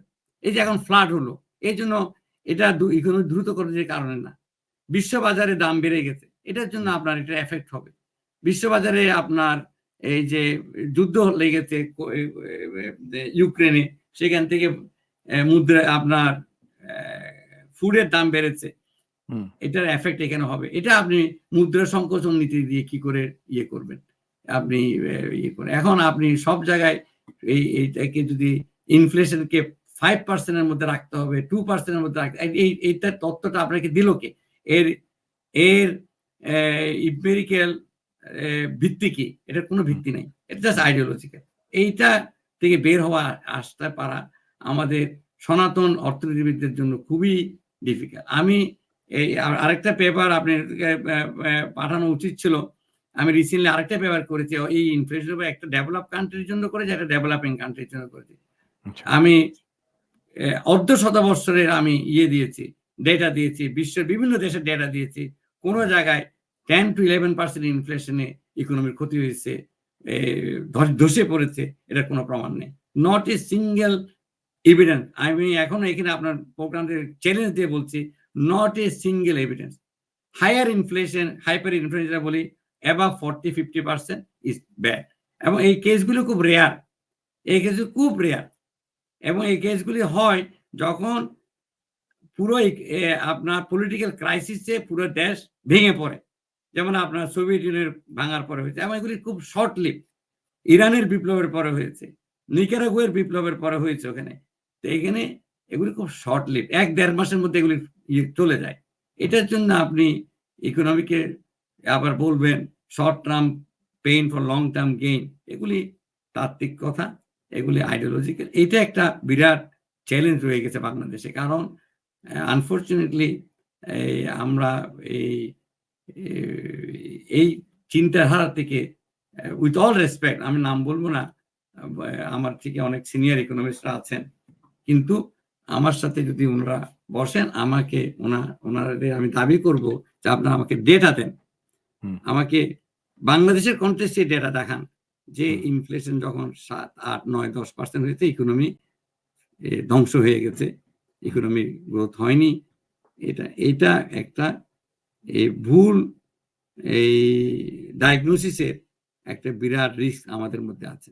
আপনি যদি এখন ইকোনমি স্লো করে দেন, অলরেডি মানুষ, আপনাকে চুজ করতে হবে, পয়সা বেশি দিয়ে কিনবেন নাকি চাকরি হারাবেন, কোনটার মধ্যে হচ্ছে, কোনটা ইজ ওয়ার্স। আপনি এখন হয়তো ইনকাম আছে, কিছু পয়সা বেশি খরচা করে এবং এটাকে অন্যভাবে সমাধান করা যায়, যেটা হচ্ছে public provisioning of basic needs, public transport বাড়ান। আপনি যে লোন নিয়েছেন, লোন দিয়ে তো এটা করা উচিত ছিল। আপনি মেট্রো রেল করেছেন, এখান থেকে কত কোটি টাকা চুরি করেছেন, চুরিটা বন্ধ করেন। তারপরেও তো গণপরিবহন যেটাকে বলি আমরা, সেটা তো কোনো অবস্থাই নাই, তাই না? মানে আপনি আপনি গণ চাইলে বাড়ি করেন, চাইলে তো সব জায়গায় কাশিমপুর আপনি জেলখানা না গণপরিবহন করে আপনি সাধারণ লোকের জন্য বাড়ি করেন, ছোট ছোট বাড়ি করেন। হুম, আপনি করেছেন কাশিমপুর জেল। হুম, হুম, হ্যাঁ, হুম, তো এটা না করে আপনি এই স্বাস্থ্য ক্ষেত্রে আপনি প্রাইভেট সেক্টরে বড় বড় হসপিটাল না করে কিউরেটিভ প্রিভেন্টিভ হেলথে যান, প্রাইমারি হেলথ, যেটা জাফরুল্লাহ সাহেব বলেছে, যেটা WHO 1978 আলমাটি ডিক্লারেশনে যান, আলমাতা। আপনি তো জানেন, হুম, সেখানে যান, আপনি ওগুলি করেন, তাহলে তো আপনি মুদ্রাস্ফীতি হয় না। আমি মুদ্রাস্ফীতি, আমি কস্ট অফ লিভিং ক্রাইসিস হয় না। হুম, হুম, আপনি 11-12% ইনফ্লেশন, আপনি বাড়ি ভাড়া যদি আপনাকে দিতে না হয়, কিংবা সাবসিডাইজ যদি দিতে হয়, যেহেতু আপনি এই সরকারি প্রোভাইডেড বাড়িতে আছেন, হ্যাঁ, আমাদের তো খাস জমির অভাব নেই, আপনি সেখানে করেননি কেন? তো এটা বিভিন্নভাবে এটাকে ডিল করা যায়। কস্ট অফ লিভিং ক্রাইসিস আমাদের হবেই, যেহেতু আমরা ইম্পোর্ট ডিপেন্ডেন্ট কান্ট্রি, আমরা এগ্রিকালচার ডিপেন্ডেন্ট কান্ট্রি। এই ফ্লাড, তুফান, এগুলি হবে আমাদের সাময়িক, এই যে বিভিন্ন সময় শক হবে ইকোনমিতে, এবং আমাদের এই মুদ্রাস্ফীতির মূল কারণ হচ্ছে শক লাইক দিস। আর যদি আপনি চুরি চামারি এগুলি বন্ধ করতে পারেন, চাঁদাবাজি বন্ধ করতে পারেন, চাঁদাবাজি is a big component of the price. তা আপনি এখানে মুদ্রা সংকোচন করে আপনি ইন্টারেস্টের 8%, 9% বাড়াই দিলেন, যার ক্ষুদ্র ব্যবসায়ীরা এখন ক্ষতিগ্রস্ত হবে, আপনি আরো জব লুজ করবেন। কারা লাভবান হবে? যাদের ব্যাংকে সেভিং আছে। এটা কাদের আছে? গরিব লোকের সেভিং আছে। মুদ্রাস্ফীতি হলে কিন্তু গরিব লোকের লাভ হয়, কারণ তারা ঋণগ্রস্ত, ঋণের রিয়েল বোঝাটা কমে আসে, real value of the debt কমে আসে, গরিবরা কিন্তু লাভবান হয় মুদ্রাস্ফীতি দিয়ে, বুঝছেন? কারণ ওদের তো লাক্সারি, ম্যাক্সিমাম তো লাক্সারি আইটেম, তাই না? তো এই যে এগুলি আপনাকে পলিটিক্যাল, এই যে আপনি তো বলবেন আপনি লেফটের কথা বলছেন, এগুলি পলিটিক্যাল ইকোনমিক ডিসিশন, এগুলি। না, আমি বলি না যে লেফটের সবকিছু খারাপ, বলি না। না, ডেফিনেটলি লেফটদের কন্ট্রিবিউশন আছে, লেফটদের চিন্তা, বাংলাদেশে লেফটদেরকে ধরেন দেখা, মানে কেন বাংলাদেশের লেফটরা রাজনীতি করতে পারল না ফাইনালি, এর কারণটা তো একটাই, যে তারা তারা ধর্মটাকে শত্রু ভাবা শুরু করলো, হ্যাঁ, এবং ধার্মিক মানুষদেরকে শত্রু ভাবা শুরু করলো, এবং নাস্তিকতার চর্চাটাকেই তারা তাদের পলিটিক্যাল এজেন্ডা হিসেবে, প্রাইমারি পলিটিক্যাল এজেন্ডা হিসেবে গ্রহণ করলো। সবাই না, একটা বড় অংশ, মানে ধরেন সিপিবি ঘরানার রাজনীতিবিদরা তো একটা বড় অংশ। তো এই কারণেই তো বাংলাদেশের মানুষ বামপন্থা থেকে দৃষ্টি সরিয়ে নিল। বাট স্টিল এটাও স্বীকার করতে হবে যে পাশাপাশি এইরকম একটা জায়গা থেকেও যারা উঠে এসছে, ধরেন আপনি উঠে এসছেন সেই বাম রাজনীতি থেকে, তাই না? আমিও তো বাম রাজনীতির ব্যাকগ্রাউন্ড থেকে উঠে এসেছি, তাই না? তো আমাকে এটা টু সাম এক্সটেন্ট বাংলাদেশের মানুষ গ্রহণ করেছে আমার অ্যাক্টিভিজমকে। যদিও আমি বাম না এখন, বাট স্টিল বাম ব্যাকগ্রাউন্ড থেকে তো এসেছি। ওই ট্রেনিংটা তো আমার আছে আমার ভিতরে। তো আনিস ভাই, থ্যাংক ইউ ভেরি মাচ আপনাকে এই আমাদের আমি আলোচনায় একটা কথা আপনাকে এখানে অ্যাড করতে হ্যাঁ, চাইবো নাকি, আমাদের হ্যাঁ, বামদের সবচেয়ে গ্রেটেস্ট ফেলিয়ার হচ্ছে মৌলানা ভাসানীকে মূল্যায়ন করতে না পারা। ওনাকে আমরা কমিউনিস্ট মনে করা। উনি কিন্তু কমিউনিস্ট ছিলেন না। উনি 1970 যে ক্ষেত্রটার উপরে ইয়ে করেছিলেন, লাল টুপি সম্মেলন, ওই ক্ষেত্রটা আমরা একটা ফার্টাইল বিপ্লবের জন্য, জনগণতান্ত্রিক পূর্ব বাংলা গঠনের জন্য একটা ফার্টাইল ল্যান্ড উনি আমাদেরকে দিয়েছিলেন। হুম, সেটা আমরা ওয়েস্ট করেছি। এই ফাঁকে সেটা শেখ মুজিব নিয়ে নিলেন। হুম, হুম, ভ্যাকুয়াম তো থাকবে না রাজনীতিতে। হুম, হুম, আমাদের গ্রেটেস্ট ফেলিয়ার হচ্ছে ওই দিন 1969 পরবর্তীতে যে টবাটক সম্মেলন করে উনি এসে পাকিস্তান, পুরো পাকিস্তানের জন্য এটা ছিল বিরাট, শুধু পূর্ব বাংলার জন্য না, পাকিস্তানের জন্য উনি কিন্তু একটা ক্ষেত্র তৈরি করে দিয়ে এসেছিলেন। হুম। ওই ক্ষেত্রটা এখনো আছে, বুঝতে পেরেছেন? এটাই হচ্ছে আমাদের greatest failure. Thank you. Anis ভাই ভালো থাকবেন। আমরা আরো অন্য বিষয় নিয়ে আপনার সাথে আলাপ করব। যদি ক্রুশিয়াল অর্থনীতির বিষয় আসে আমাদের সামনে আমরা আলাপ করব। আশা করি আমাদেরকে সময় দেবেন। আজকের সময়ের জন্য ধন্যবাদ। ভালো থাকবেন। শুভরাত্রি। থ্যাংক ইউ আমাকে এই নিমন্ত্রণ জানানোর অনেক ধন্যবাদ। আমরা দর্শকদের অনেক ধন্যবাদ আমার সাথে থাকার জন্যে, এবং ভবিষ্যতেও আপনাদের প্রোগ্রামে আশা রাখি। আমি শেষ করছি। সবাইকে ধন্যবাদ। সালাম, শুভেচ্ছা। ভালো থাকবেন।